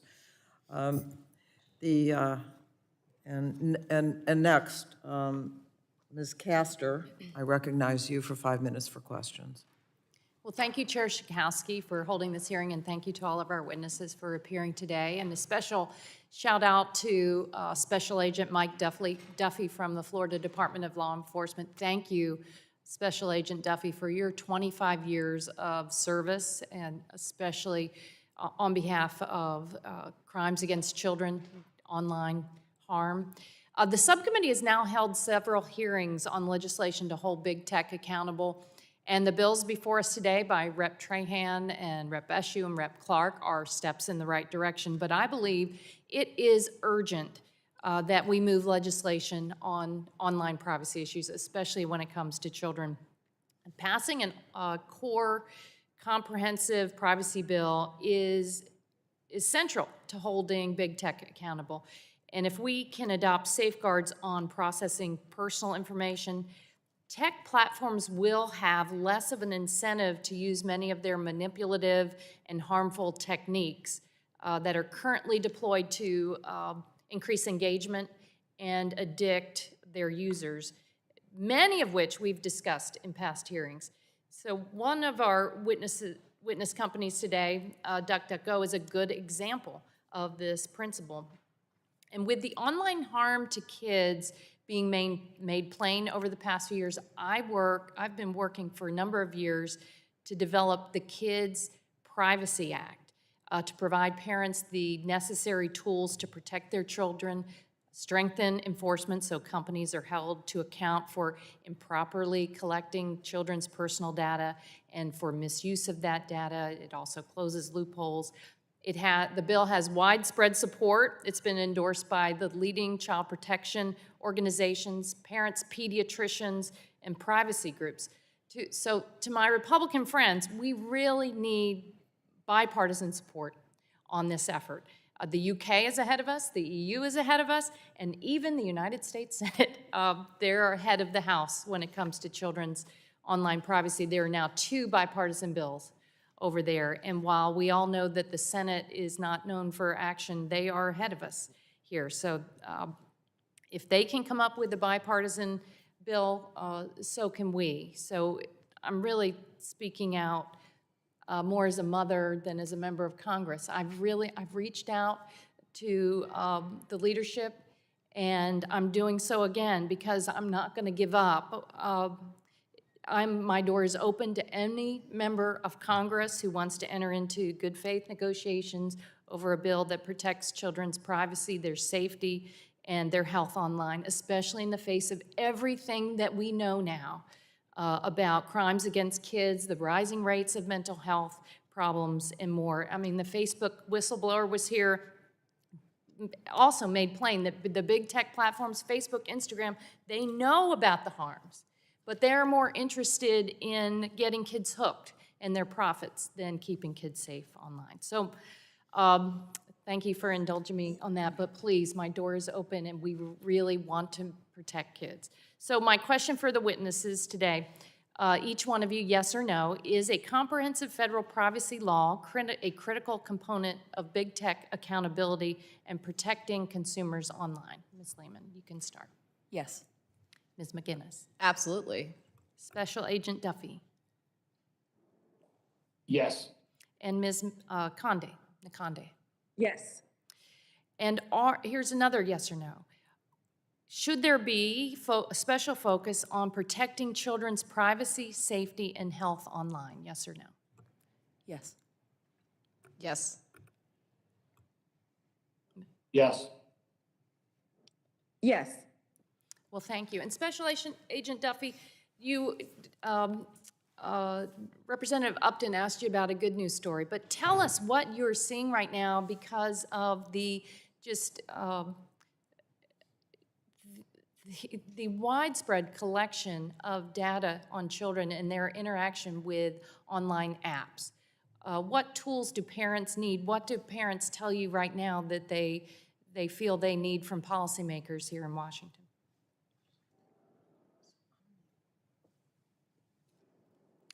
Special Agent Duffy, your audio. Sorry about that. Representative, thank you.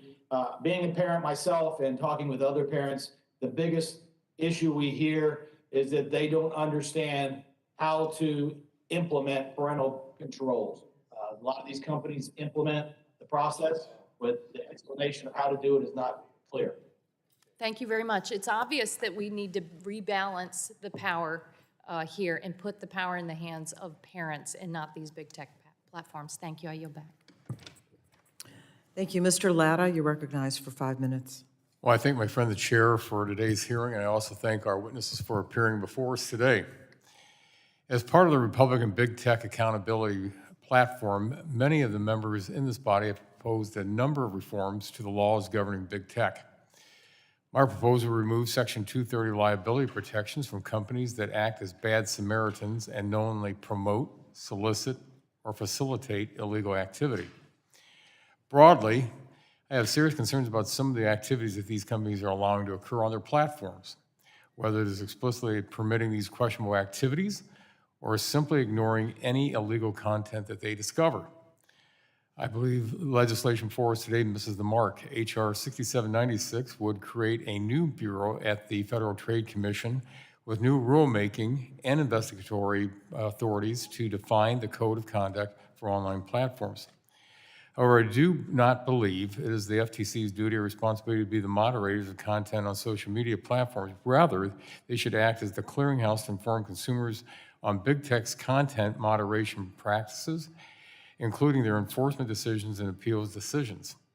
Additionally, the legislation required the FTC to hire 500 staffers. I can only imagine this undertaking would set back the FTC many years and further slow its rulemaking drafting process and its ability to protect consumers. Sadly, we aren't able to explore these concerns as the majority did not invite the FTC to testify today.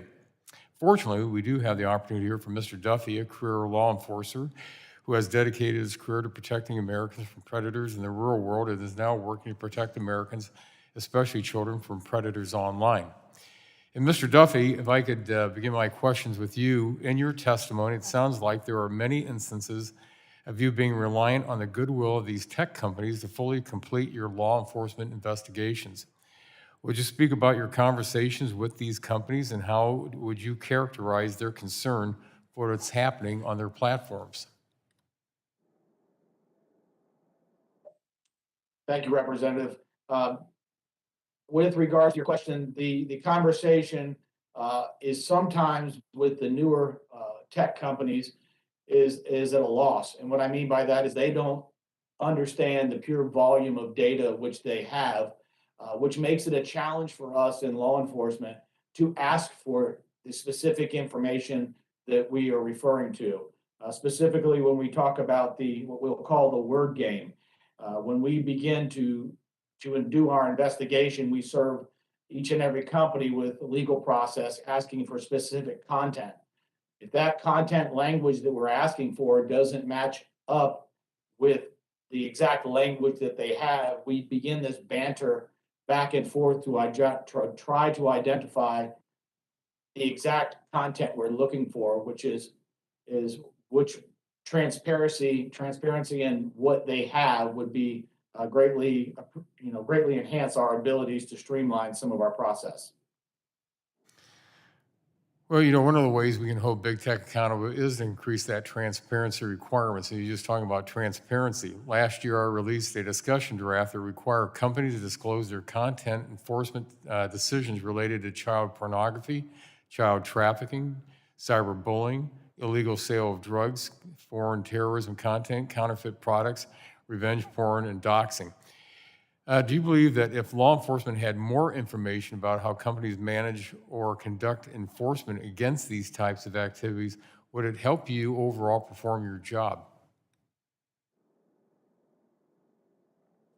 Yes, I believe it would. It would allow us to have a full understanding. I think it would open that door and have the conversations with these tech companies that sometimes stand to the side. Having a better understanding by law enforcement would be a win for all. Well, thank you very much. And Madam Chair, before I yield back, I do have a letter to for the committee from ANA, which I'd like to ask unanimous consent to put in the record.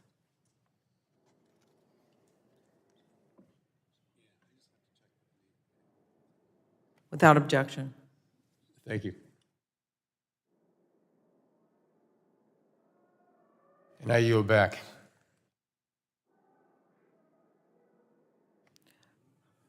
Congresswoman Trahan, you are next. Recognized for 5 minutes. Well, thank you, Madam Chair. Throughout our country's history, bold reforms have been born in moments of crisis. The Great Depression forced Congress to create the Securities and Exchange Commission, tasked with overseeing and regulating the market to protect investors. And almost 80 years later, Congress passed the Dodd-Frank Act in response to the 2008 financial crisis, strengthening consumer protections against financial market abuse, and creating transparency and accountability requirements for the entire financial system. Yet today, crisis after crisis created by large technology platforms have resulted in minimal federal response. In fact, crickets. Under the leadership of Republican and Democratic-controlled governments alike, a handful of U.S. companies have become monopolies. They've optimized their platforms solely for ad revenue, and in turn, they've become breeding grounds for the spread of weaponized disinformation, hate speech, and content that harms our children. These issues have been closely examined. We've held hearings with experts. We've yelled at executives, and we've sent letters all saying the same thing: do better. Yet the end result has remained the same. Nothing changes, and company stock prices hit new highs. The focus of today's hearing may be on the legislative proposals introduced by myself and my colleagues, but the question is much simpler. How long can we continue this inaction? How long can we look at our children and say that change is necessary, but we just haven't been able to enact it yet?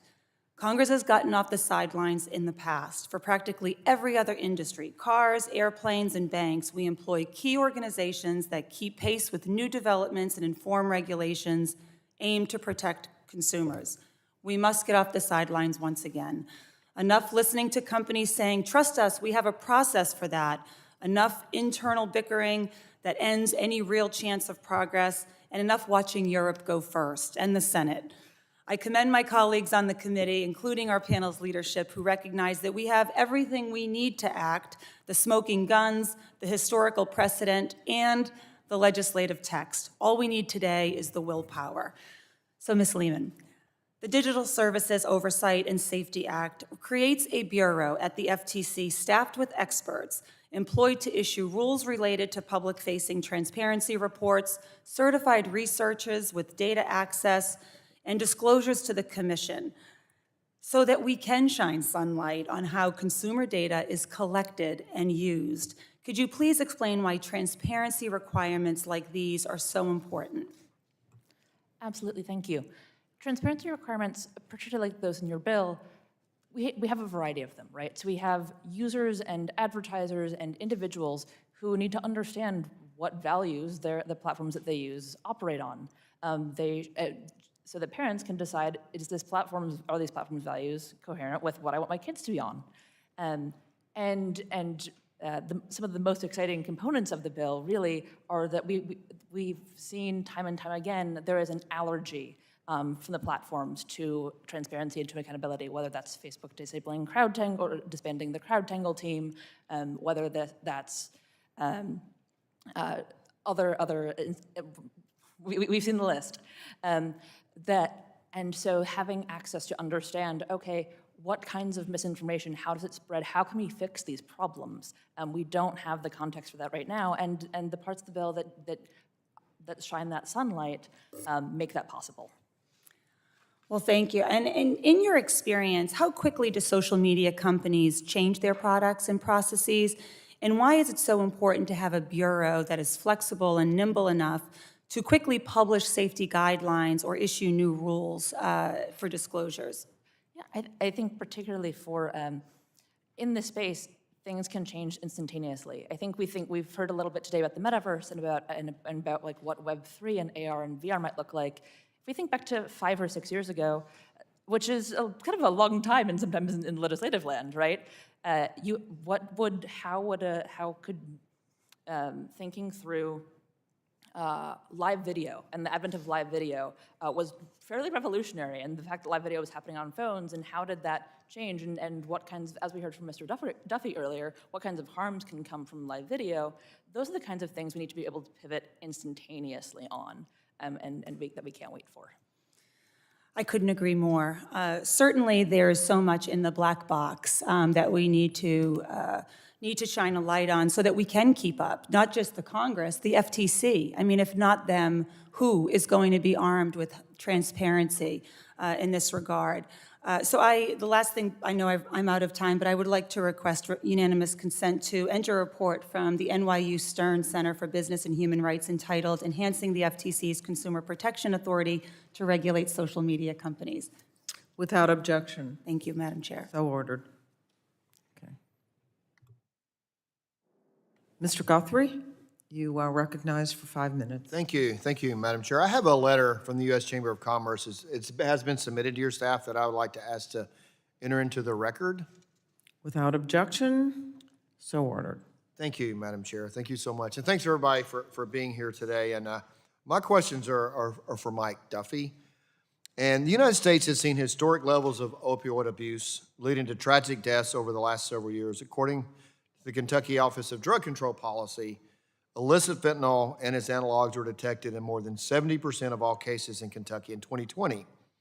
The opioid crisis has been exacerbated by deadly fentanyl being trafficked into our communities through our southern border and on the social media platform millions of Americans, including our children, are using.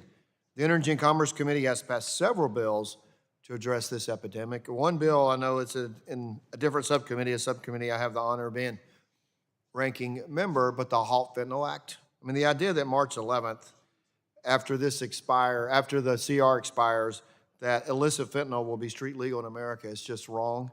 I wish we could make it permanently illegal. I do expect and hope that we can work together to at least extend it moving forward, but it's just absolutely frustrating that we can't permanently schedule illicit fentanyl. That's 70% of Kentuckians who died of an overdose died of illicit fentanyl in 2020. But I'm also concerned, that, and where it ties into this hearing, that illegal drugs are still available online through illegal pharmacies and even these widely popular social media platforms. This type of illegal activity online is troubling and inexcusable. I'm working on a draft legislation as part of the Republican Big Tech platform that would help prevent this from happening on these sites by requiring internet platforms to implement and maintain reasonable content moderation policies and practices to address the illegal sale of drugs on their platforms. Additionally, the Federal Trade Commission and states' attorneys general would ensure enforcement of these policies. So my question is for Mr. Duffy. In your testimony, you discussed the challenges that tech platforms present to law enforcement. Do you find that most platforms have formal process or framework by which to work with law enforcement personnel? And do you think legislation in this space will enhance law enforcement's capabilities to track this illegal activity and facilitate? So what is the current status of these platforms, and what would you like to see Congress do? Mr. Unmute, that'll help the, we can hear him better if you unmute. There we go. All right, thank you, Representative. I do believe that any type of framework would be to our advantage and a win for all. Right now, as the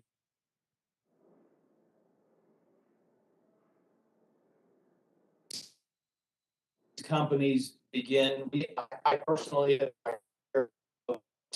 and how they struggle to use by the general population, it becomes popular and then gets misused. And them addressing and having some framework and requirements as to having a group that is able to handle the volume of law enforcement compliance legal process that we serve, and mandating that they build out these groups to respond to our responses will not only help law enforcement investigative efforts. The other side of it is if these big tech corporations enact encryption, then we are back to not being able to investigate an opioid case where an individual has overdosed, and now we can't get into that mobile device to identify, nor do we have the tools to try to get into this device to determine who that person was communicating with to potentially stop others from getting this drug and work a criminal investigation. So having these companies be held accountable to creating a outreach or law enforcement response compliance group. Secondly, allowing law enforcement to have the tools needed to help fight encryption. And I'm not indicating that we're not asking for anything that we aren't entitled to with proper legal process. We can't get into these locked devices. The person who overdosed, the child who overdosed on the ground there, we can't identify where the suspect may be. Well, thank you, and I just have 20 seconds, so I will yield back. I can't have time for another question, so I'll yield back my time. Thank you, Madam Chair. The gentleman yields back, and next is Mr. McNerney for 5 minutes. I thank the chair, and I thank the gentleman from Kentucky for yielding early. I thank the witnesses. Your testimony is very compelling this morning. Ms. McGinnis, please describe for a minute or so how banning surveillance ads would transform the online ecosystem. Absolutely, and thank you for the question, Representative. Right now, Facebook and Google control an ad duopoly in online advertising sales because they have convinced the advertising market and advertisers that behavioral ads are more relevant and serve users with more targeted ads than others would. There's no reason, however, why contextual advertisements should not and could not be just as relevant as behavioral ads. DuckDuckGo has used contextual ads for our entire existence to show users relevant offers in the moment. We think that, while you're searching for sneakers, you're likely wanting to see ads about sneakers and not an ad for a vacation you might have taken a few months ago. In addition, if this bill was enacted, many companies would be prevented from the collection of online data, meaning that their duopoly, Facebook and Google's duopoly and ads, would be diminished. Companies would be able to compete against them more forcefully in the market, and we would have more innovative contextual advertisement services for users, and therefore the ads would be more relevant and more useful to users in the future. Thank you. And that was just a little more than a minute. Ms. Lehmann, you argue that if companies are truly proud of how effectively they protect consumers, we would expect them to welcome independent investigators or researchers. Unfortunately, that's not happening, which is why a comprehensive approach to transparency created in the Digital Services Oversight and Safety Act, HR 6796, is so important. So please explain how increased transparency from this legislation would result in concrete changes. Thank you for the question. So where platforms fail to take responsibility, transparency can flag issues. And they can flag the extent of the issues and how those issues persist. The kinds of issues we've talked about today a little bit, we've talked about misinformation, we've talked about discriminatory advertising, we've talked about targeting ads to children, and targeting ads to minors, and there's a CR article last year about targeting, I want to say, gambling and alcohol ads toward minors. This is the kind of thing that without transparency, we don't have a good sense of the scale of the problem and how best to combat it. With Representative Trahan's bill, we suddenly have the ability to make clear where the problems are coming from and how they can best be stemmed. I forgot to say that I'm going to switch to DuckDuckGo tonight. Thank you. Ms. Lehmann, in your written testimony, states that algorithms can be opaque, and even for the engineers that design them. I've designed algorithms. I know what you're talking about. How can Algorithmic Accountability Act help engineers be more thoughtful about their designs and testing processes? Thank you. So with the Algorithmic Accountability Act, it allows for, it makes possible impact assessments. And so it forces, again, the consideration that platforms and companies utilizing algorithms don't presently need to do. And so because there are so many different factors that can go into algorithmic recommendations or algorithmic decision-making, it forces considerations and not changes, and not, but that it's kind of a form of transparency unto itself, but forcing that forward is a crucial component of understanding what factors go into things that can affect everything from credit to housing to what ads we're seeing online. Well, in other words, pre-planning and pre-specifications can help make algorithms more accountable and transparent. Yes, and fair. Yes. Believe that. Ms. Nkande, in your testimony, you explained how predictions made through machine learning create a feedback loop that can change the course of society. Please elaborate on that. That's an interesting comment. So once a prediction has been made, for example, a wrongful arrest, in the case of Robert Williams, as we talked about earlier, that person now has a false arrest record, but more importantly, their biometric data is within that system, and there's no way of taking back that bad decision-making. So that person's life has been changed, not just personally, but administratively, and they become part of a data set that's feeding back wrong information. Thank you. I've run out of time, and I yield back. Gentleman yields back, and yes, next is Mr. Bouchon. Thank you, Madam Chair, for calling this hearing today. This is a really, really important subject.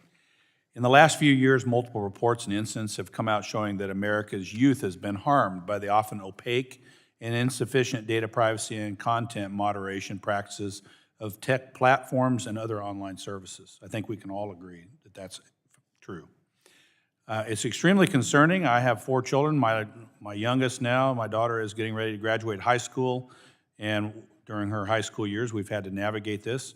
And in our family, just like everyone else's, like so many other people from Indiana and Hoosiers, they've had to grapple with what the fair and safe terms of her online presence is with this in mind, because if anyone has teenagers, they know they will be online, whether you know it or not. It is critical that kids like my daughter learn to safely navigate these technologies to prepare them for the 21st century life and workplace. I was a surgeon before, and I always like to say these issues need to be addressed, I think, with a scalpel rather than a hacksaw, and that there are data and usage restrictions worthy of examination by this committee, absolutely. Unfortunately, I think the legislation today, which is extremely well-intended, probably takes more of a hacksaw approach than I'd like to see.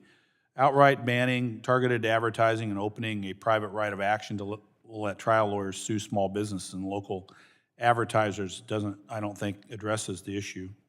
Rather, we should examine policies, how the FTC can better do their job as the cop on the beat to protect children from privacy dangers online. We're also reviewing a bill today that would drastically expand the government to increase the FTC by nearly 1/3 of its existing size. So, Mr. Duffy, in your testimony, you mentioned some of the ways that predators and other bad actors try to pressure and bully kids into providing information or materials that can harm them for the rest of their lives by putting it in cyberspace, and that never goes away. Do you believe that requiring platforms to be more transparent with their cyberbullying content moderation practices would empower youth users and their parents to avoid, oppose, or remove cyberbullying content that can quickly get out of hand and turn into exploitative or even illegal content?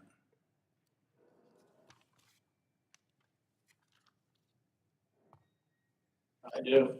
Thank you, Representative. I agree with you 100% that some transparency with youth, law enforcement, and parents would only add to the knowledge base for everybody on how to better protect yourself, the content and what you're giving, what you are contributing when you sign up for these sites. And it would allow for us to have a wider scope as to the overall issue when it comes to sextortion and cyberbullying, along with the tactics used by these individuals. Well, thank you very much. And even I live in Evansville, Indiana, and I can tell you, talking with local law enforcement there, this is pervasive. It's surprising. Even in rural counties I represent, bad actors every day doing this. This is just not, in cities, big cities and other places. This is everywhere. Ms. McGinnis, many consumers have already shown to be interested in not having their data tracked, as evidenced by the success of DuckDuckGo browser. But there are obviously those who have chosen to stay on the platforms that use their data. Do you think that encouraging wider implementation of privacy by design principles would give consumers the confidence that their data is being responsibly used and could encourage more transparent practices in how a company uses a consumer's data to alleviate the concerns and abuses you have laid out by some of the advertisers currently? Thank you, Representative. Absolutely. However, as the chairwoman and ranking member have stated, we've waited too long for companies to self-regulate, and we really should act now to incentivize them to act in the best interests of their users. Yeah, so what you're saying is wider implementation of privacy by design principles should be driven by change in federal law. Unfortunately, not voluntary. Unfortunately, sir, I just think that companies won't be incentivized to do so before we incentivize them with law. In addition, I think competition reform bills would level the playing field, allowing more companies like DuckDuckGo to compete on privacy. It's a good advertisement. I yield back. The gentleman yields back. Relevant to this subcommittee, the president is apparently going to talk about social media and children's mental health tonight, which is very important to us. Yeah. Next we have my friend Congresswoman Clark for 5 minutes. And thank you very much, Madam Chairwoman and Ranking Member Bilrakis, for holding this extremely important hearing today. And I'd like to thank you for including my legislation, H.R. 6580, the Algorithmic Accountability Act of 2022, which I recently reintroduced along with Senators Ron Wyden and Senator Cory Booker. My legislation takes common sense and long overdue measures to protect consumers from harmful bias and discrimination resulting from the widespread use of automated systems that are governed by computer algorithms, artificial intelligence, and machine learning. Let me be clear. The problem isn't just Facebook, Instagram, and TikTok. The problem is pervasive.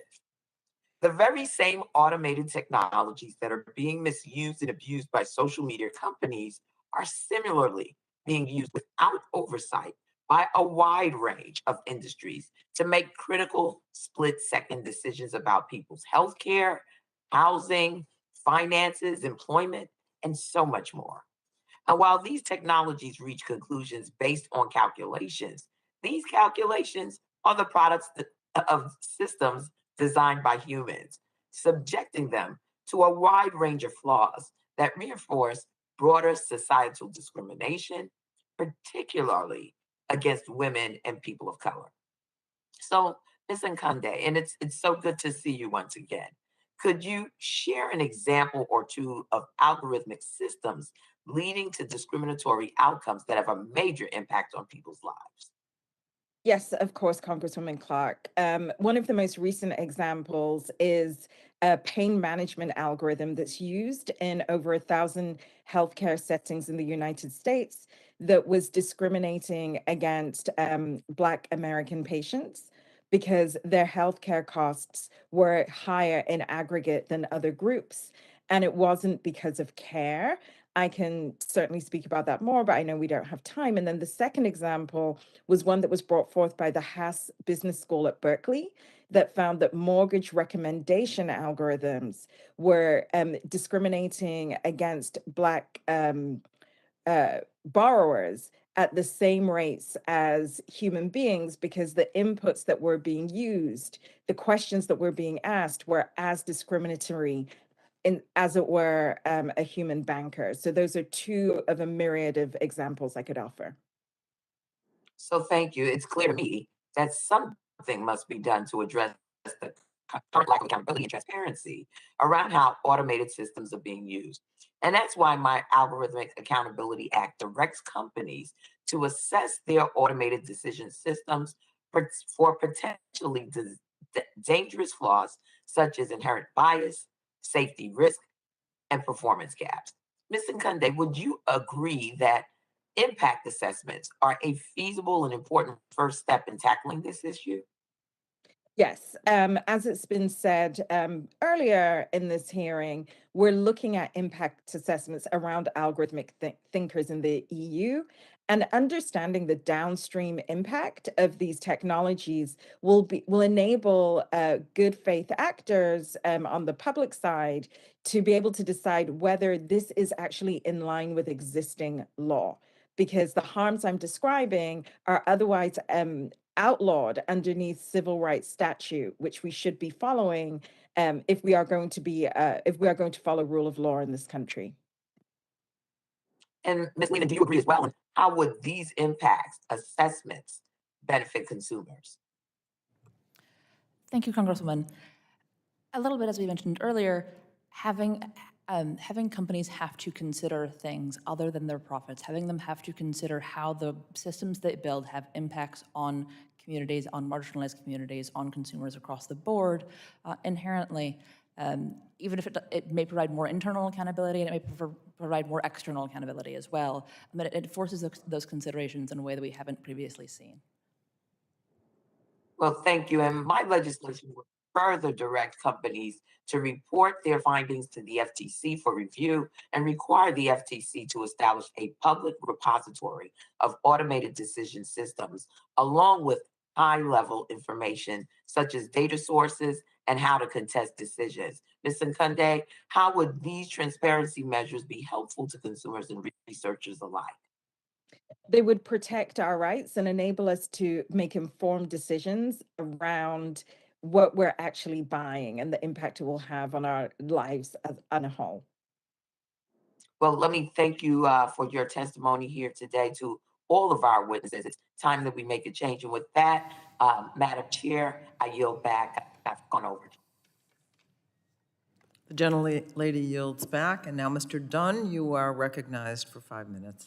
Thank you very much, Madam Chair. I appreciate the opportunity to discuss big tech today. You know, thanks to advancements in technology, it's easier than ever to stay connected online.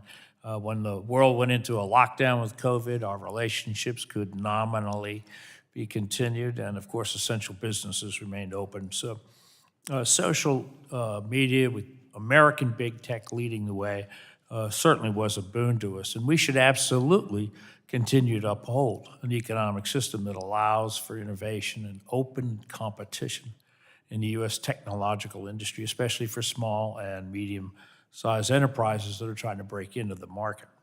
Unfortunately, social media platforms have also provided a new space for bad actors, foreign adversaries to exploit the social media channels to target potential victims and, of course, spread harmful propaganda. And these threats are heightened during a crisis like we're seeing now in Europe. Some of the Twitter accounts that were sharing information about Russian unprovoked attack in Ukraine were curiously suspended from Twitter during the beginning days of the invasion. Twitter has noted that these accounts were removed by mistake, not due to Russian interference. And while this may not be an example of pure Russian aggression, we know similar reports will likely increase, and TikTok is already reporting a surge in Russian propaganda. The dangers of foreign adversaries using social media to advance their agenda is clearly a very real danger. Social media companies have a social responsibility to not allow malign state influences on their websites. And I think our national security depends on that. So first question, Ms. McInnes. We know China uses search engines to push conspiracy theories, and we know Russia is currently using propaganda online to spread misleading information in Ukraine. How does DuckDuckGo detect foreign manipulation campaigns such as this? And after detection, what steps do you take? Thank you for the question, Congressman. First and foremost, the number one thing that DuckDuckGo does to help stem disinformation and misinformation online is not collect your personal information. Companies that collect a lot of personal information, such as Google, are able to use that to further ensure that you're engaging in the product, which leads often to the presentation of conspiracy theories or other fringe videos that are presenting non-credible information. Secondly, DuckDuckGo got started as a search engine that was providing users with instant answers at the top of the search engine results page. We've continued to do that, especially with regards to information that may be targeted by people with ill intentions to provide misinformation and disinformation.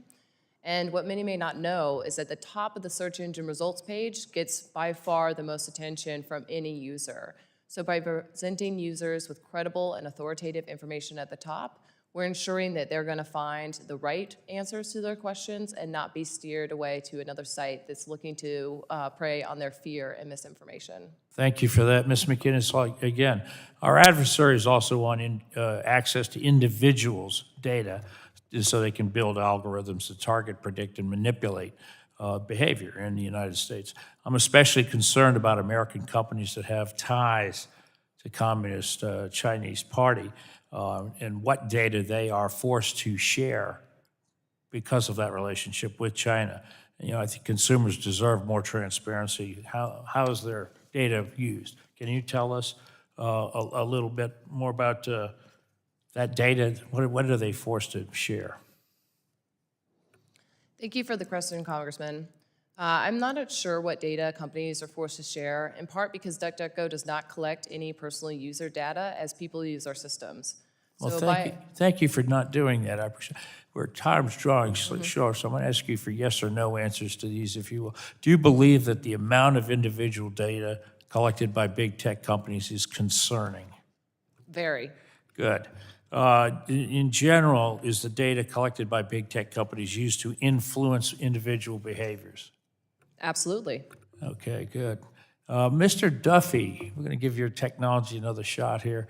From your experience, what tools could social media sites implement to help users identify nefarious accounts?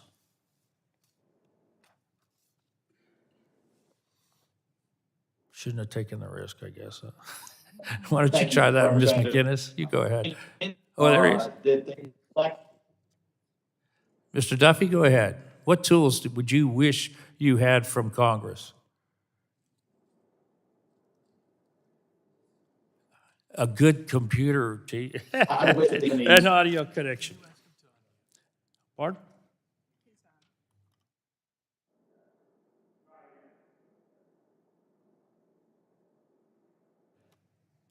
I appreciate the chair's forbearance. I yield back.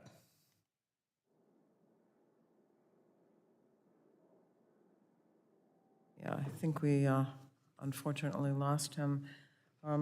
Next is Mr. Cardenas for 5 minutes.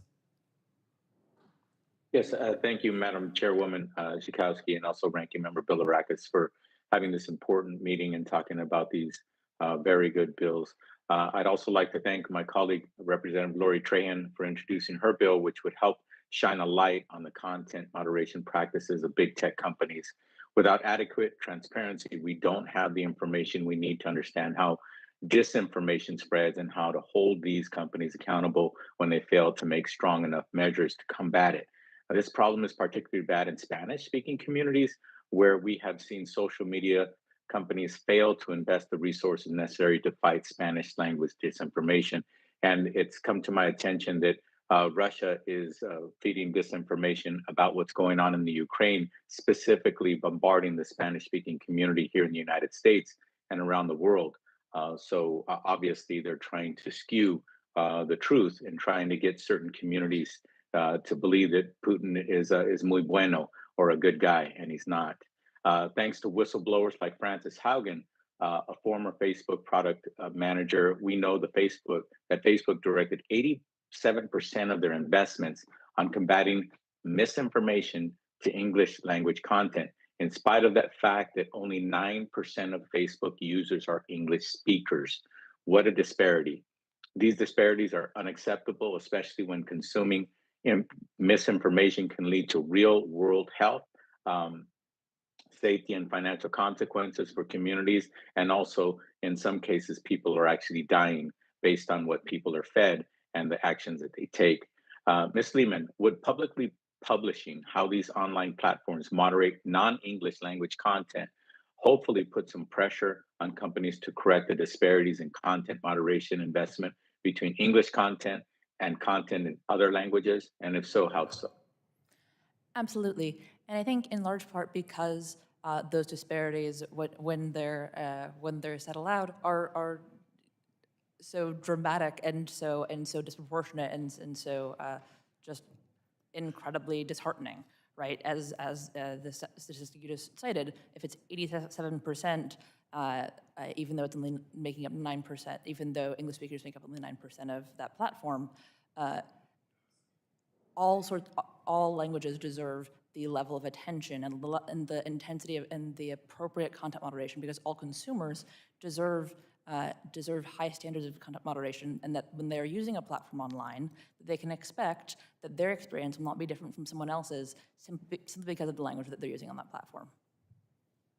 Thank you. We had Facebook in front of us and other companies, and they admitted that they could put some more resources in there, but they choose not to.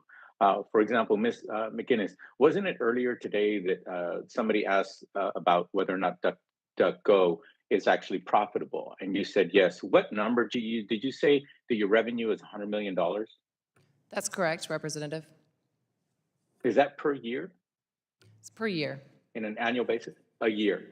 Well, I would venture to guess that $100 million is a slow day for Facebook/Meta, Google, and Amazon.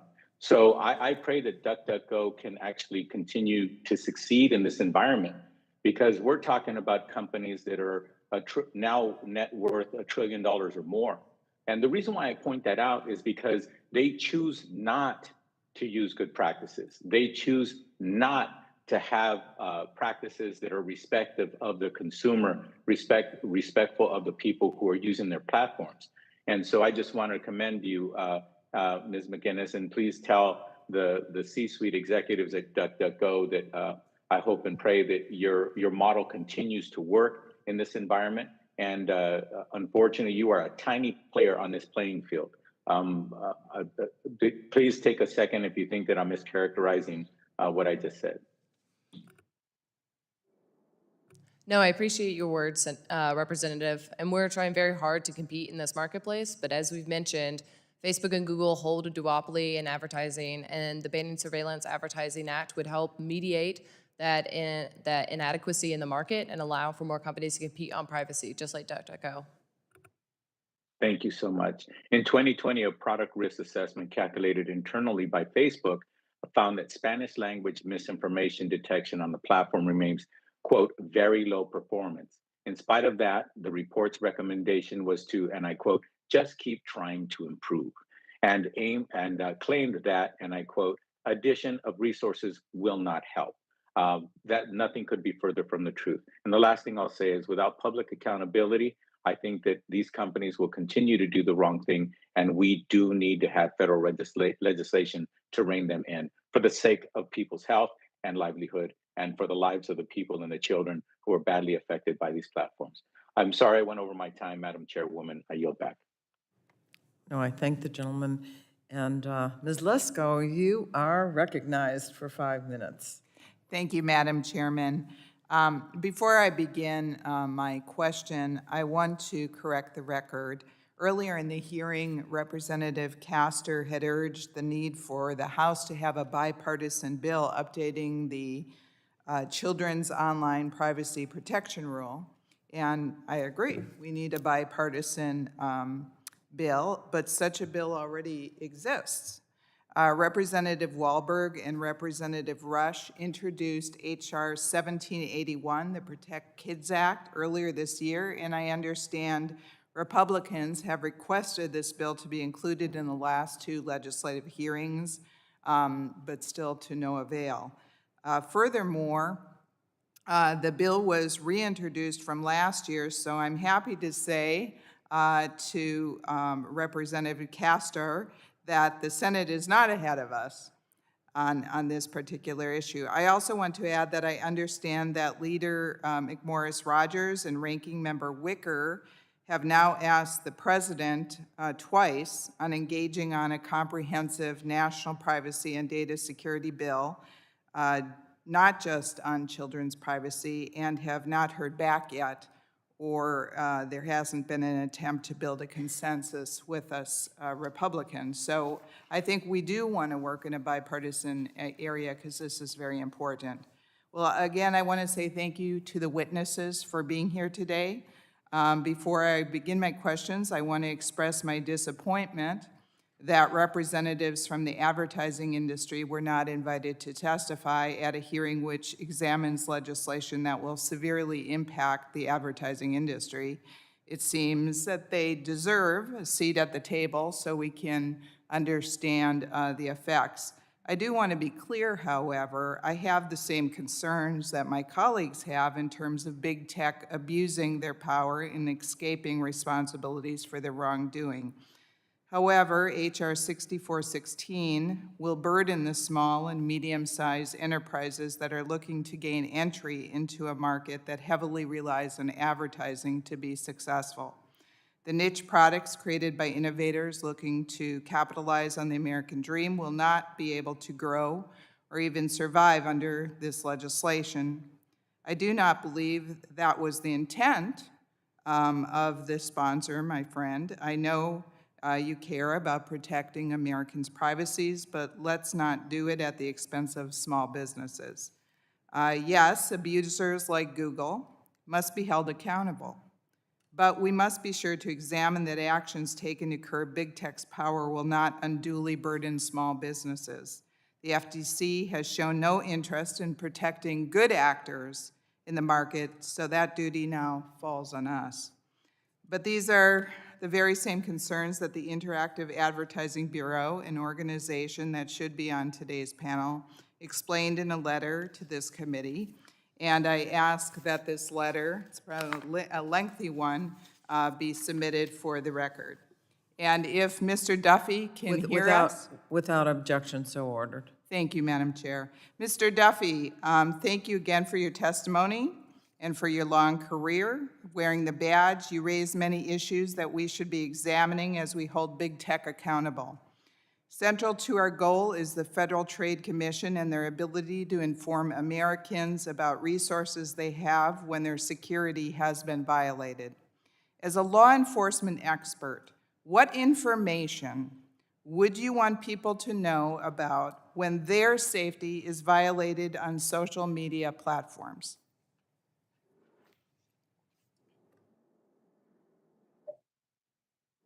Thank you, Representative. Hopefully the audio is coming through a little bit clearer. To answer your question, I think today you would want to know, and your safety is violated, what exactly is the data that was available to that individual? Was it personal information as it relates to your phone number? Was it date of birth information? A lot of times when we see these social media sites, there is a growing concern amongst individuals that they are being encouraged to link their profiles to other social media sites. The question then becomes is what data carries from company to company, and how does that impact the citizens that we serve every day? So I think while a lot of it is we're used to credit reports being offered to people once they've been compromised, from a social media perspective, were my pictures taken? The big picture of what exactly was compromised, so that I can make a self-assessment as a citizen to what safety factors I'm more concerned of. Thank you, and Madam Chair, I yield back. The gentlewoman yields back. And now Congresswoman Debbie Dingell, it's yours for 5 minutes. Thank you, Chairman Schakowsky. Thanks for holding this important hearing, and to all the witnesses for testifying today. In our December hearing on holding Big Tech accountable, I discussed how these platforms prioritize profits over people by keeping users engaged. These direct design choices have a profound impact on children and adolescents who are using these platforms, and we've seen an increasing connection between time spent on new media and mental health issues we're seeing in children and adolescents. In this increasingly digital age, we need to be vigilant in reevaluating how these design choices impact children, and we need to work to prevent subsequent harms online. I know previous questioners from my colleagues have asked some of these questions, and I'm going to try to build on them. I want to start just by getting each of you on record with the same question I asked at the subcommittee's previous tech accountability hearing. To the panel, are social media companies conducting business online actively making the choice to prioritize profits and engagement over combating disinformation, violent content, and negative health outcomes for individuals and children? Just a yes or no answer. Ms. Lehmann? Yes. Ms. McNinnis? Yes. Ms. Nkande? Yes. Mr. Duffy? Yes. Thank you. Okay, Ms. Lehmann, are there ways in which the design features or algorithms of these platforms can take advantage of young people in particular, leading to worse outcomes? Do these design choices increase the likelihood that children will be exposed to divisive, violent, hurtful, or inappropriate content? Absolutely. So right now, a lot of what is most exciting about the transparency things before us today is that there is not enough information to have a good sense of how exactly some of these platforms are making these design choices. We understand they are, but we don't know the intricacies of exactly how to fix it. A lot of this legislation allows us that insight, and also starts to force platforms to consider ways that their algorithmic systems are designed, ways that it starts, as you said, when they're prioritizing profits over people, it starts to combat that. It provides, because ultimately they do need incentives to do so. Thank you. Ms. McNinnis, what responsibility do tech companies have to protect children from manipulative marketing, content, and product recommendations, and targeted advertising? Should these companies have some level of responsibility for a failure to protect our young users? Absolutely, and thank you for the question, Representative. We encourage tech companies to take more responsibility over the kinds of tracking that they're using online and how that tracking encourages other third parties to target users with misinformation, disinformation, and other offers that may be inappropriate, especially for children. Thank you. Ms. Lehmann and Ms. Nkonde, do you believe that without legislation, companies will take the necessary steps to protect children from manipulative practices on their platforms? How would the legislation under consideration today ensure that regulators and researchers have the tools and information necessary to protect children and adolescents using these platforms? Why don't we start with Ms. Nkonde? I don't think that any of the companies are incentivized to protect children because they are publicly traded companies. Therefore, their first priority is to their shareholders. This legislation would create that hand in the same way that in the age of robber barons, Congress had to come in and create an incentive.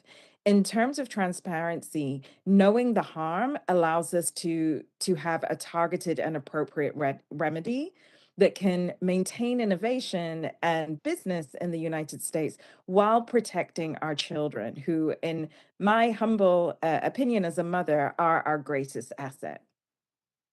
Ms. Lehmann, 20 seconds. Can you give us a quick answer? Yes, I would echo Ms. Nkonde. And right, we know from previous hearings that platforms don't action don't action maybe even 3 to 5% of hate, of violence, and of incitement. These problems are rampant, and I think if certainly the transparency would lend itself to public accountability for that. Thank you, Madam Chair. I yield back. The gentlewoman yields back, and Mr. Pence, you are recognized for 5 minutes. Thank you, Chair Schakowsky and Ranking Member Bilirakis, and thank the witnesses for being here today. I'm going to kind of give you a background a little bit where I'm at on this with some statements. Like many of my colleagues, I'm increasingly concerned with the growth at any cost mindset of Silicon Valley. Social media platforms employ algorithms that promote inflammatory, addictive content to elicit the strongest level of user engagement. You know, as we've talked about with children, that's a horrible thing. More clicks lead to more data that fuels a more lucrative online advertising business model. Efforts to keep users glued to their screen is at the heart of this business model. You know, we know that's true because everybody's got their nose in their phone all the time. Our public disclosures have become overtly divisive. Our younger generations have developed unhealthy addictions to social media, and an individual's right to privacy is disregarded. The online environment of intrusive data collection and inflammatory content is not the only option. I'm encouraged to hear the conversation today and the level of agreement we have on problems facing Hoosiers and all Americans as it pertains to big tech. It's time that we start acting and advance holistic solutions that will rein in big tech and produce real results to protect our constituents online. Our constituents should have more control over how their personal information is collected and used online, or, and this is where I deviate a little bit, receive fair compensation when their information is collected and sold, as it's happening absolutely nonstop. Ms. McInnes, in a previous hearing, I discussed whether or not social media platforms could still be profitable without the ability to monetize content that has been adjudicated to be harmful to users. Likewise, DuckDuckGo is a profitable company that claims to not engage in surveillance advertising. Concerns have been raised that if Congress limits a platform's ability to engage in automated surveillance advertising tools, small businesses will suffer from a lack of reach, which I wrestle with that. However, as you referenced in your testimony, research shows only modest gains for the user of behaviorally targeted ads. I hear that a lot from the small businesses that use social media. Some it's good for, but the vast majority, it says it gets nothing for me. And yet, oddly, advertisers are very willing to pay a premium for what they believe extends their reach. Is it reach or extends their data collection? If the outcome for online advertising is similar to what you can expect from other methods, the only difference becomes the amount of information Google or Facebook or any of the other big tech can gather from you and your business or you personally. What has the experience been like at DuckDuckGo for small businesses seeking to advertise their products to potential consumers from your perspective? Thank you for the question, Representative. Unfortunately, we syndicate our contextual ads through Microsoft, so Microsoft would have the best data on how small businesses have utilized the platform. That said, DuckDuckGo is a smaller tech company that's competing against the giants. We also use contextual ads, and we've used the contextual ads on our services as well. So we've proven that this is a profitable model for us. In addition, many small businesses have been using contextual ads to their benefit. Finally, as I mentioned earlier, the ability to discriminate in the targeting of advertisements also enables companies to discriminate in the opportunities that they present to users, meaning that some smaller businesses may be discriminated against in the provision of financial resources, rental opportunities, housing agreements, and other things that make their small business possible. Well, I would even say, I appreciate that comment, I would even say in sales too. They get limited, it depends on who's collecting the data and who they're dispersing that data to is a real problem for me. Ms. Inconde, what's your answer to that same question? And that question was your experience with small businesses, the value there. Are they making money off this data collection of big tech? I would actually agree with your assessment that the returns are actually on the tech company side in terms of more data, because with more data, you can create more products, you have more insight, and the rate of return can be negligible. But that's not to say all the time. There are some businesses that are able to benefit, but not in the same way that the big giants do. Yeah, thank you for that. You know, I think it's time we start talking about being us receiving some benefit for all the data that's being collected on us. And thank you, Madam Chair. I yield back. The gentleman yields back, and now my colleague from Illinois, Congresswoman Kelly, for 5 minutes.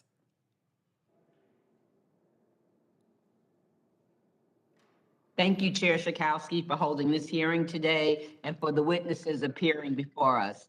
I'm delighted to see that one of the bills recommended by the ENC Racial Equity Working Group, the Algorithmic Accountability Act, will be considered here. And all the while, little bits of their activity get collected and put toward creating an online profile of a user's wants, likes, and dislikes. In the real work, more and more decisions are being made by artificial intelligence from data collected from what we do online. Large amounts of data are combined to make predictions with little knowledge of the underlying data used to train the algorithm or the potential bias that is encoded in the system. One of the more difficult conversations to have around AI, what it means for AI to be transparent or explainable. Ms. Nkande, in an interview last year with Stanford's Engineering's The Future of Everything podcast, you mentioned that impact assessment information would be more useful than opening up an algorithm and seeing what's inside. Can you elaborate on this? Is it either or? Is it an either or situation? Or how would the Algorithmic Accountability Act, how would it help biases in how algorithms are designed and the outcomes they produce? Congresswoman Kelly, I would suggest that because we're looking for accountability, the impact of the technology is way more important than the longitudinal algebra that it took to create the algorithm, because those statistical models are going to be visible to very few people in the population. And from an oversight perspective, Congress just needs to know, are these products in line of the laws of our land? And for that, you just need impact. Thank you. Ms. Lehmann, in your testimony, you point out the imbalance that the FTC often faces going up against some of the largest tech companies in the world. The Digital Services Oversight and Safety Act and the Algorithmic Accountability Act include increased FTC staffs and funding, albeit at different levels. Can you explain how the current imbalance of FTC staffing harms the ability of the government to stop bad actors? Absolutely. Thank you, Congresswoman. So the FTC today is a fraction of the size it was 40 years ago, even while the economies from some of the largest platforms alone were unthinkable at that time. And so the kinds of resources that the FTC has to combat the systemic problems throughout this industry is the fact that we are still smaller than compared to the outsized growth there. We can only consumers will only benefit from a fully empowered FTC that has the level of expertise and funding to effectively go after these industries. Thank you. And Ms. McInnes, do you have anything to add? We likewise support a fully funded and resourced Federal Trade Commission. One of the best things that the Federal Trade Commission and indeed the U.S. government can do right now is enforce our existing rules and laws. And so we encourage the Federal Trade Commission to not only enforce their laws, but also consider where they could act to protect users, perhaps through examining new rules under the Children's Online Privacy Protective Act, or acting against dark patterns that we're seeing online under their Section 5 authority. Thank you. The European Union has already started their work towards an AI law. Their bills differ in many ways from the bills being considered today, but share some important similarities. Ms. Lehmann, how would the Algorithmic Accountability Act align with European efforts to regulate AI? And how do they differ on taking risk-based approaches? Thank you, Congresswoman. So in the EU, there have been proposed legislation, there's been proposed regulation that would put algorithms into different risk buckets. And so this is where they differ insofar as they would go so far as to ban algorithms in the use of like the highest risk buckets, thinking about like social credit scoring. There'd be more regulations around how they can be used in some of the medium risk buckets, and transparency in the lowest risk buckets. We're a little bit earlier on in our AI regulation discussions, and so in the U.S., the primary mechanism we have right now in the Algorithmic Accountability Act is impact assessments and that transparency. So getting a sense of, okay, what are the effects of these systems? Thank you. And with that, Madam Chair, I yield back. Next, I call on Mr. Soto for his 5 minutes. Mr. Soto, the floor is yours. Thank you, Madam Chair.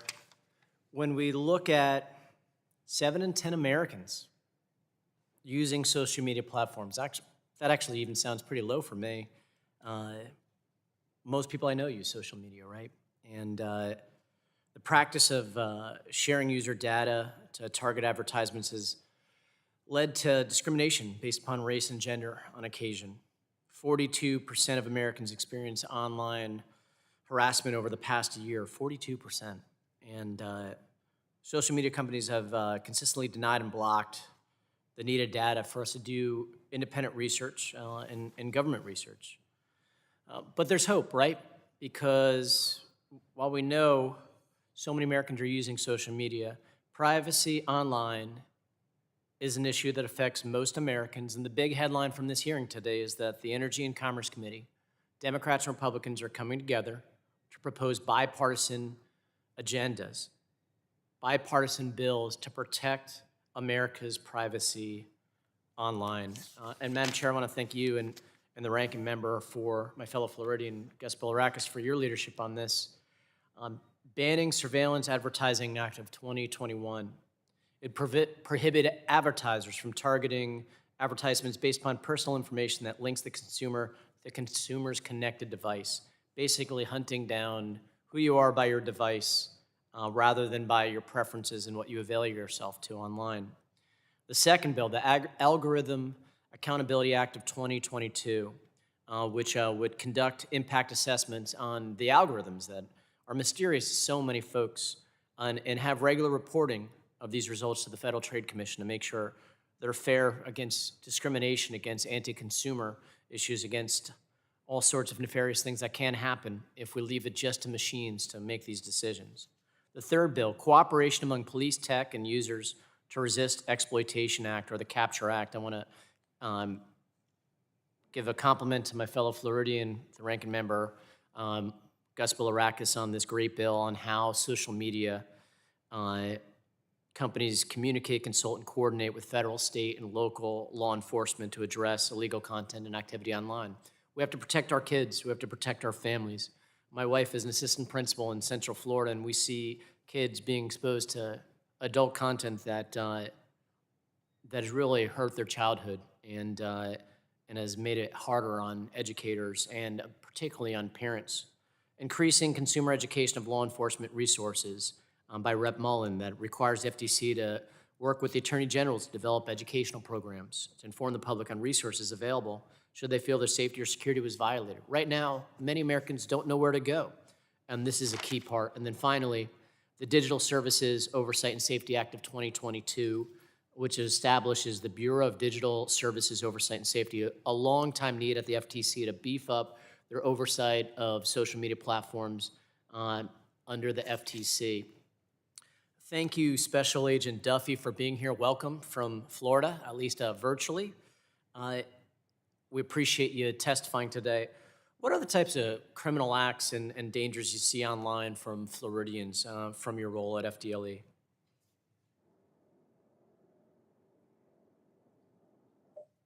Thank you, Representative.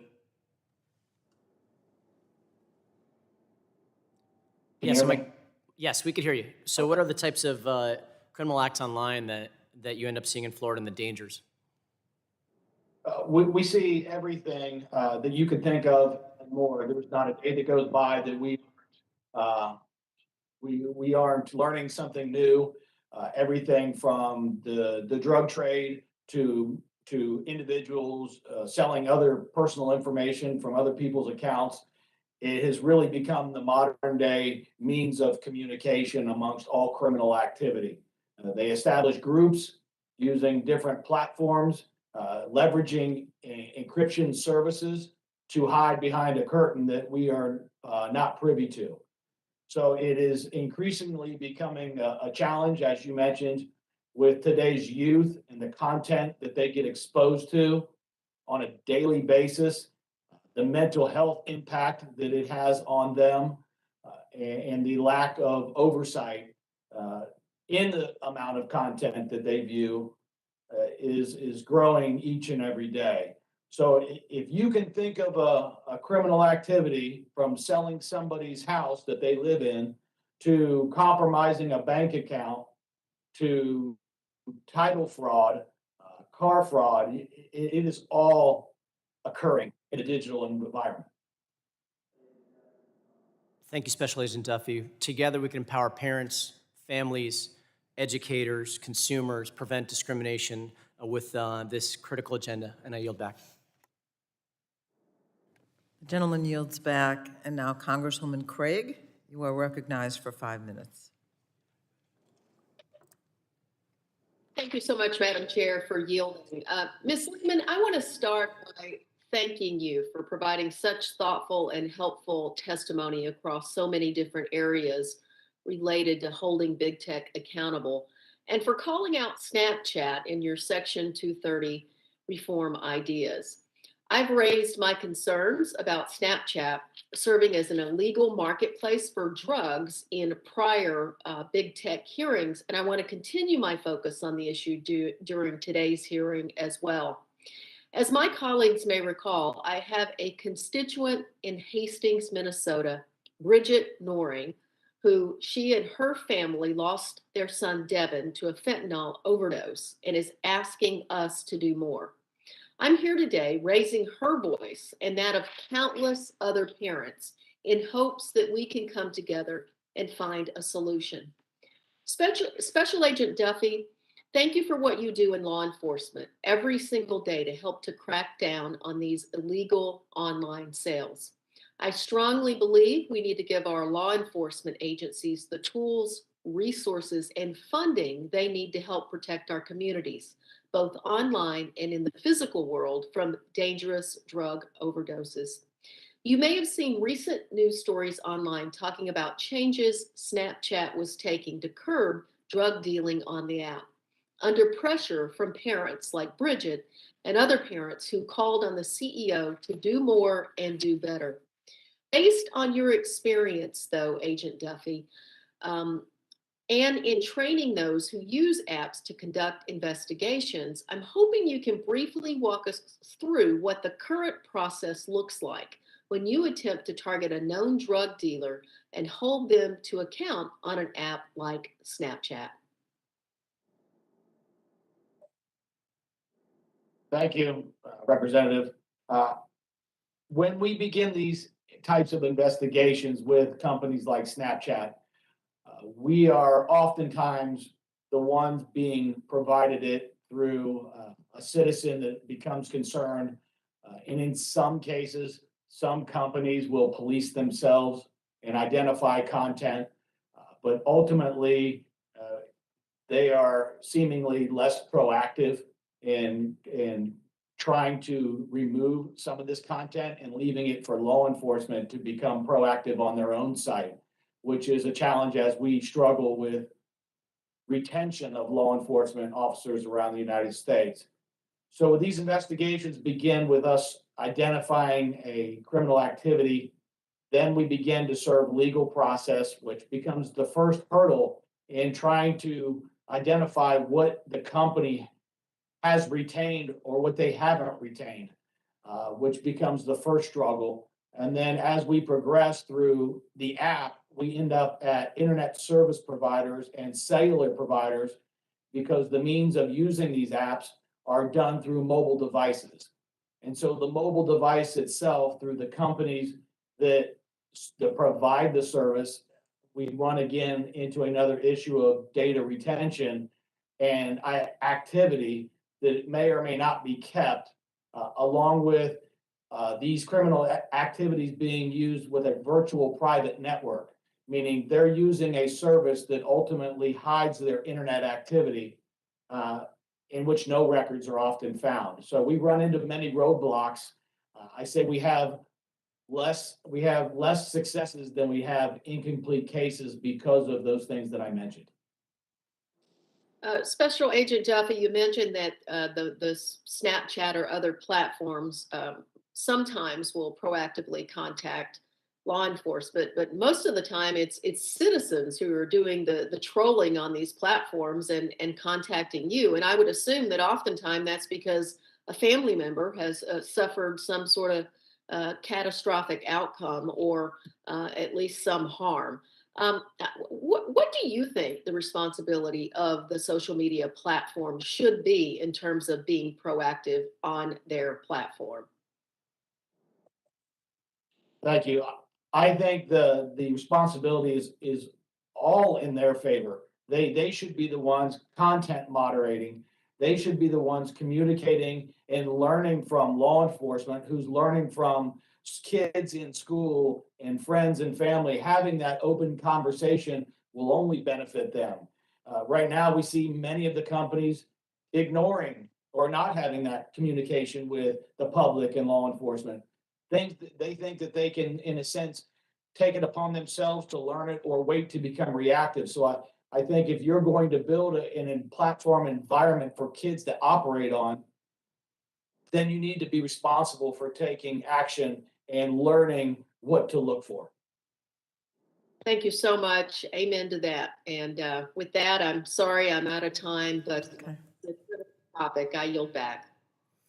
The gentlelady yields back, and now I welcome as a wave on to our subcommittee, Mr. Wahlberg, for 5 minutes. Thank you, Madam Chair, for allowing me to wave on to this hearing. This is the third legislative hearing the committee has held on holding big tech accountable. But once again, I believe it fails to address one of the most pressing issues. It's personal, of course, but the need for a comprehensive national privacy and data security framework. Though many of the proposals today are admirable, they include components that should be considered in a comprehensive framework, not as a piecemeal set of bills. Members of the committee need to get back to our bipartisan work to create this framework. Privacy and children's privacy in particular should be a no-brainer. Despite what the gentlelady from Florida said earlier, there already is bipartisan COPPA bill in the House. I and my good friend Congressman Rush introduced the Protect Kids Act, which would update and modernize COPPA for the online behavior and devices of today. The legislation was introduced last Congress, and I'd be glad to work with her on this issue. This is another reason why I'm disappointed that the majority denied Republicans' second request to include this legislation in today's hearing. I'm committed to finding a bipartisan agreement on COPPA as a part of a larger privacy package, and I hope that the majority will work with us to find common ground on our proposals. Ms. McGinnis, my Protect Kids Act adds precise geolocation and biometric information as two new categories of personal information, which are protected for children under COPPA. I believe that behavioral ads can be beneficial for adults, but many of those benefits do not translate when it comes to kids. And so, how can companies like TikTok design their platforms to better protect this type of information for children without the negative effects that a blanket ban on ad targeting would have for small and local businesses? Thank you for the question, Representative. We encourage companies like TikTok to stem the amount of data that they're collecting from all users, especially children. DuckDuckGo is a search engine, and so I can't speak to many of the issues presenting social media companies in particular. But we do think that there's more that companies could be doing proactively to protect users, and also ways they could be adjusting their algorithm to ensure that they're not causing the sort of mental health and other relevant harms that we've seen Frances Haugen speak about with regards to Facebook, and we know are being perpetrated online. But regardless, the fact that this company can target users and adjust their algorithm in order to kind of reach users in this moment of mental health crisis or kind of anything related to that means that they're collecting too much information on us all, much less kids. Yeah, thank you for that. My legislation also raises the age for parental consent protections for children online from 13 to 16 years of age. I've lost their votes now, but I think it's a responsible approach to take. I support raising the age of COPPA, but Mr. Duffy, in your testimony, you highlight how children and tweens frequently bypass parental consent protections in order to socialize online. Mr. Duffy, can you elaborate on the dangers that those between ages of 13 and 16 face on social media sites and how those dangers may differ from those under 13? And also, what should Congress be considering to address age restrictions online? Thank you, Representative. I would offer to the committee that when we talk about 13 to 16 years old, in talking with mental health professionals, I would offer up their thoughts and opinions and medical concerns, because the content that you view at the age of 13 versus the content that you're viewing at 16 is going to, what we've seen with the kids, is going to greatly impact potential behavior and acts that they move forward with as they grow. When we talk about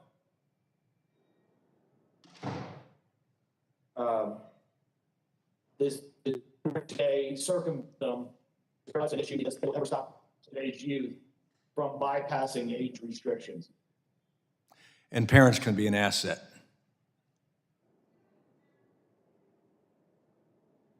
Yes, they very much can, but they need to be educated as well. Okay. Thank you. I see my time has expired, and thank you for allowing me to wave on. Thank you, Mr. Wahlberg. And now, I am happy to have the opportunity to wave on to this subcommittee Congresswoman Eshoo, who is the author and chief sponsor of the banning surveillance advertising bill that we are considering today. Ms. Eshoo, you're recognized. Well, thank you, Madam Chairwoman, for not only holding this hearing, but welcoming me to wave on to your subcommittee. I thank you for partnering with me on the Banning Surveillance Advertising Act. If our colleague Bobby Rush is still with us, I want to thank him as well. First, I want to go to Ms. McGinnis. Thank you for your excellent testimony and for your support of my legislation. To my colleagues on both sides of the aisle, you may not know, but my bill does go after the root of the social media problem, which is a toxic business model. Critics say that there can't be an internet economy without surveillance ads. They've really poured it on, that, the internet will implode without this. But I view it another way. And I think so does DuckDuckGo, because it's a counter example. So I want to respond just briefly to a few questions related to the criticism that opponents of my bill cite very often. And if you could keep your responses brief, I'd really appreciate that. So to Ms. McGinnis, have you found that contextual advertising to be less effective than behavioral advertising? We have not. We use contextual advertising ourselves, not only to fund the business, but also to reach new and potential users of the DuckDuckGo services. In addition, I've spoken often about the need to invest more in the contextual advertising model. Just because the ad duopoly from Facebook and Google are asserting to us that behavioral ads work better, it's not true that contextual ads can't be just as relevant. Do you hear major complaints from users that your ads are not relevant enough? We syndicate our advertisements from Microsoft's Bing. We find that users are coming to us primarily for privacy protection, and we offer them best-in-class privacy protection, relevant results, and quality services while also protecting their privacy. We're hopeful that with the bill like Banning Surveillance Advertising Act of 2022, we will have more competition in the contextual ad market, which will not only enable more companies to compete against Facebook and Google's ad duopoly, but also enable small businesses to go to more advertisers rather than just the two big monopolies in town to source their advertisements. Quick questions. Are small businesses able to use contextual ads to reach their customers? And the other question is, will the internet break? Will the internet break without surveillance ads? Maybe you should take that first. The internet will not break without surveillance ads. And in fact, DuckDuckGo is proof positive that you can have a successful and profitable company without surveilling users. In addition, small businesses can use contextual ads to reach their users, and indeed many do, because contextual ads are cheaper and usually provide users with the same amount of revenue in return. We've cited some studies from researchers like Alessandro Quisti pointing out that behavioral advertising does not, in fact, result in much added revenue for publishers, and we think that's also true for small businesses. Wonderful. Let me go to Ms. Akande. Thank you for your powerful testimony and for everything that you're doing in this space. Can you state to members and whomever is tuned in about the harms that ad targeting have caused people, particularly people of color? I think that this is, I know what the answer is, but I would like to have you put it out on the table so that people have even more clarity about this. So what we found in the election space is our adversaries really take advantage of racial divides in this country by targeting advertising online towards Black communities. And we've heard earlier in this hearing Spanish-speaking communities when they want to divide and weaken us. So what your bill actually does is add national security protections on top of this, on top of all the other protections, because without that targeted advertising, it breaks down that pathway. Thank you, and I yield back, Madam Chairwoman, and thank you for having me with you. It's a terrific subcommittee. The gentlelady yields back. I thank her for her presence with us today. Seeing no more members who have questions, I want to sincerely thank our witnesses for your participation today. This was really a great hearing. All of you contributed so much to the discussions that we need to be having, so I thank you. And I want to remind members that pursuant to committee rules, they have 10 business days to submit additional questions for the record to be answered by the witnesses who have appeared today. And I certainly ask each witness to respond promptly as you can to any of the questions that you may receive. With that, before we adjourn, I request unanimous consent to enter the following documents into the record. A letter from the Association of National Advertisers, a letter from the, what is that? Interactive I'll start again. A letter from the Interactive Advertising Bureau, a report from New York University, a letter from the Software and Information Industry Association, a letter from the FTC, a letter to the FTC, a letter from the U.S. Chamber of Commerce. And without objection, so ordered. I want to see if my ranking member had anything he wanted to add. I'm good. I appreciate everything you've done today, and we hope we Say, can... go ahead. No, thank you very much, Madam Chair. I appreciate it very much. And I want to thank the witnesses and in the panel, and also we want to get these bills moved forward with a markup and get them on the floor as soon as possible. It's particularly when it comes to the social media and what it's doing to our children is unacceptable. We have to hold these companies accountable. So thank you for bringing it to our attention today. And again, I appreciate it very much, Madam Chair. I yield back. At this time, the subcommittee is adjourned. Thank you.